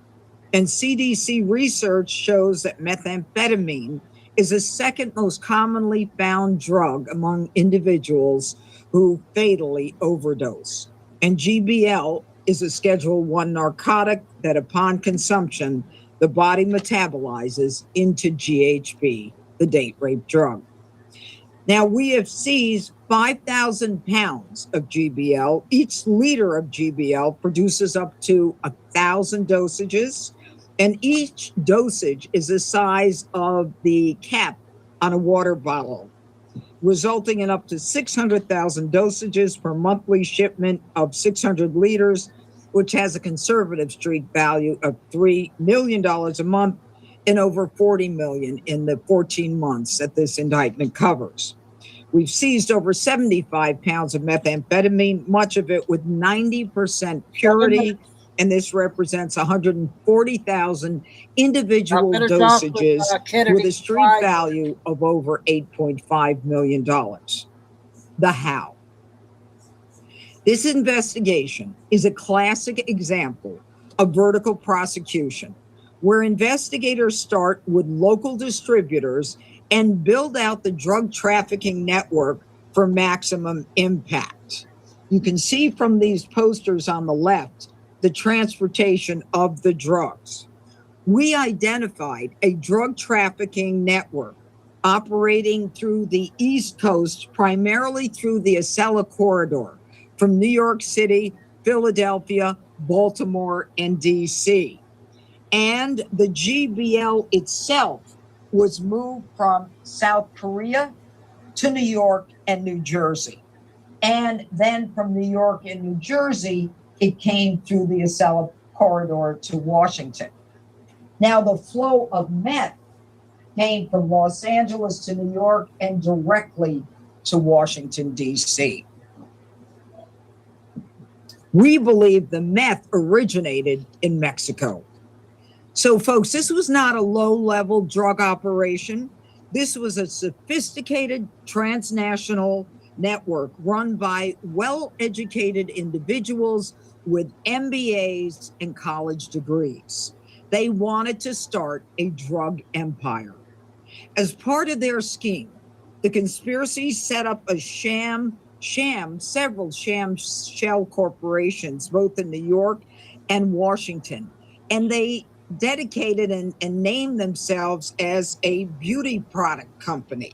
so they could more easily import the GBL from South Korea in huge quantities at a rate of 600 liters per month. Several of these defendants actually created fictitious W-2s from the sham companies, withdrawing salaries that were never paid and allowing the corporation to actually take tax deductions and the co-conspirators to reflect income that was never received for loan purposes. And as you can see over here, the GLB is a liquid. This is what was seized in Seoul, South Korea. And we also have GLB that was seized at JFK.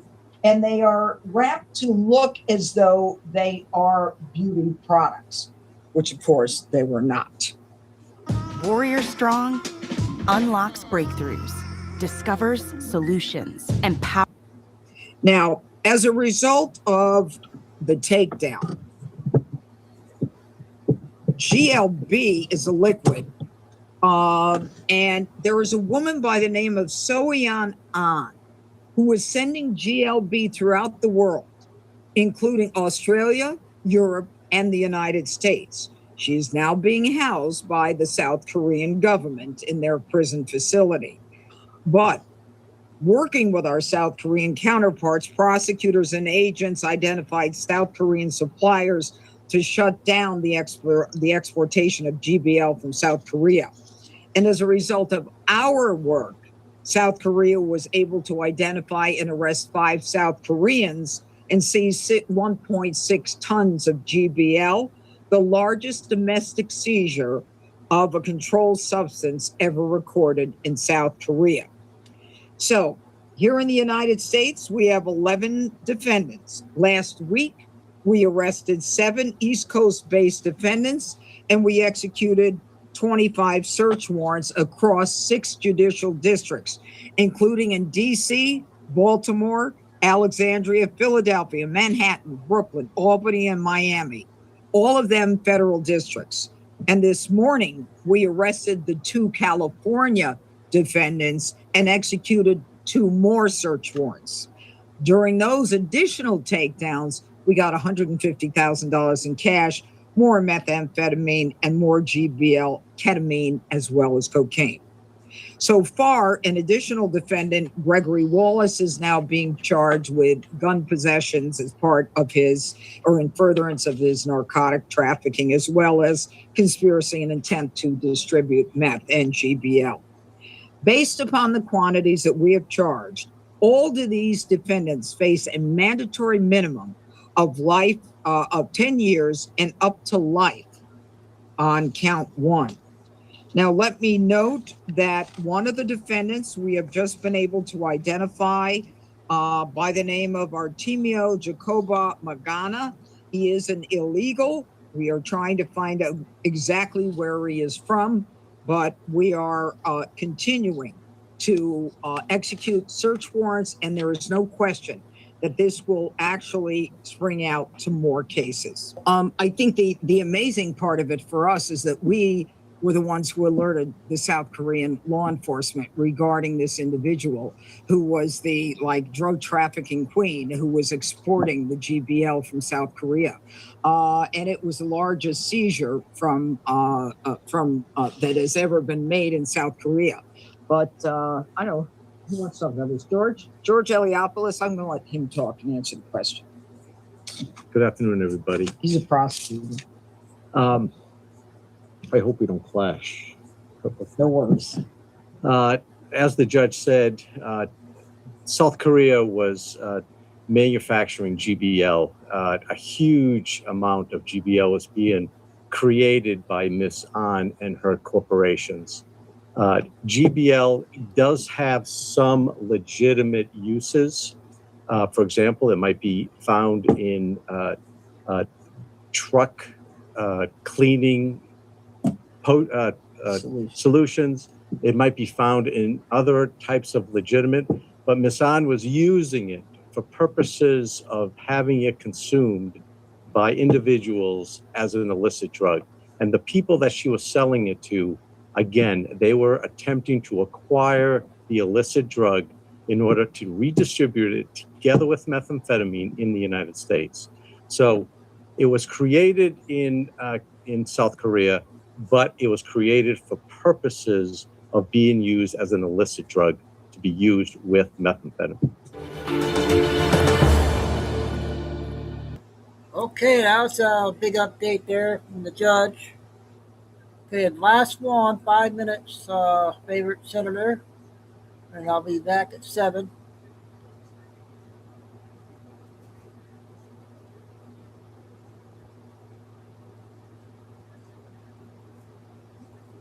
Last one, buddy.